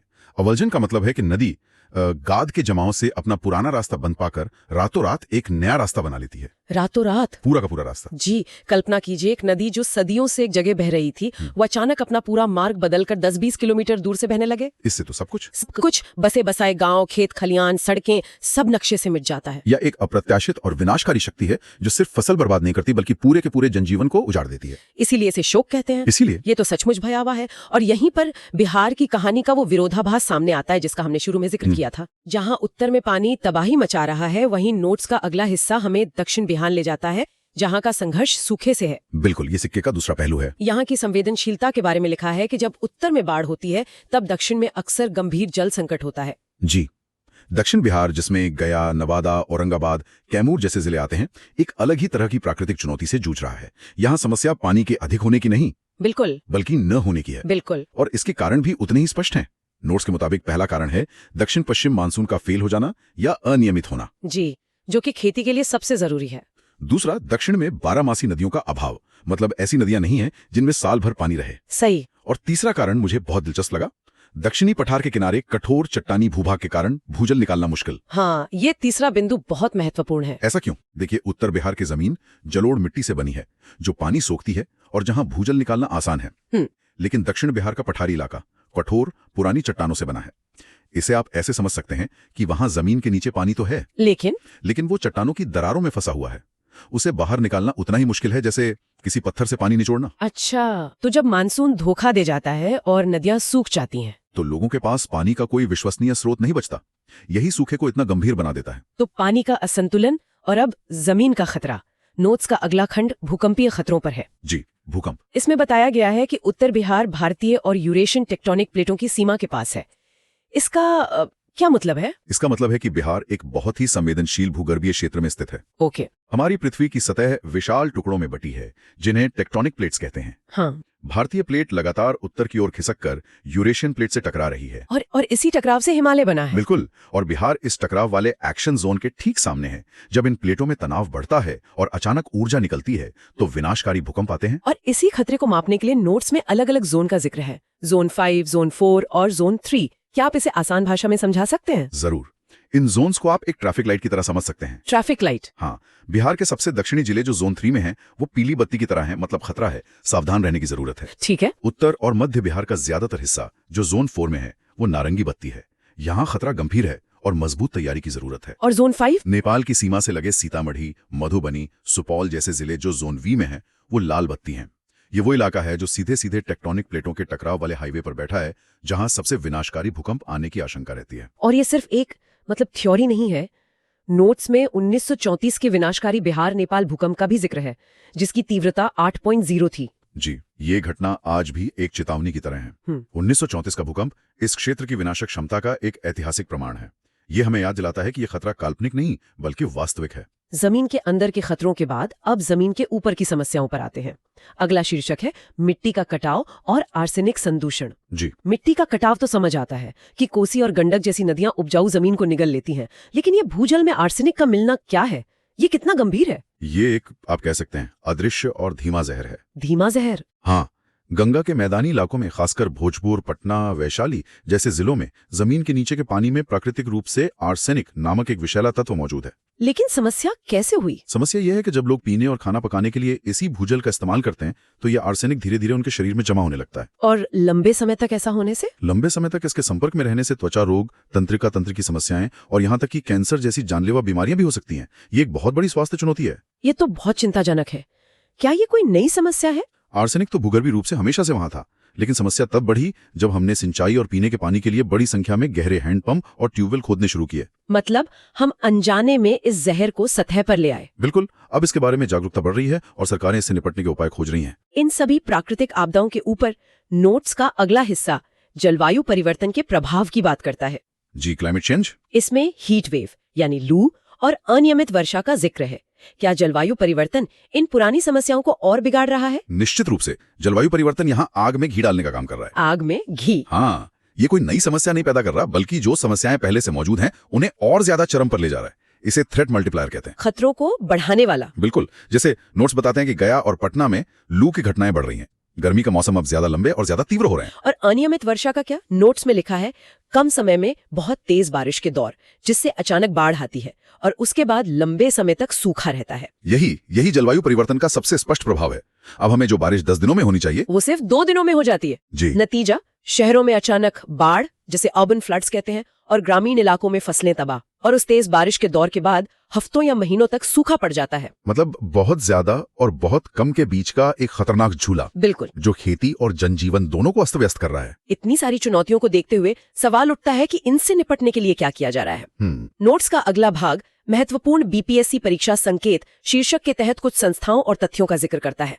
पहला है बिहार राज्य आपदा प्रबंधन प्राधिकरण यानी BSDMA। जी।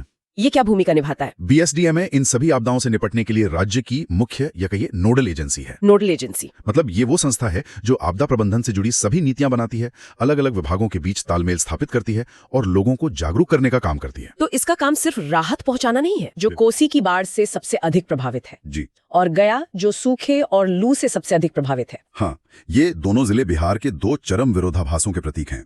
सुपौल उत्तर में अतिरिक्त पानी की समस्या का, और गया दक्षिण में पानी की कमी की समस्या का। बिल्कुल, ये आपदा प्रबंधन के लिए एक केस स्टडी की तरह है। और आखिर में सेंडाई फ्रेमवर्क का जिक्र है, जिसके तहत बिहार ने 2015-2030 का रोड मैप बनाया।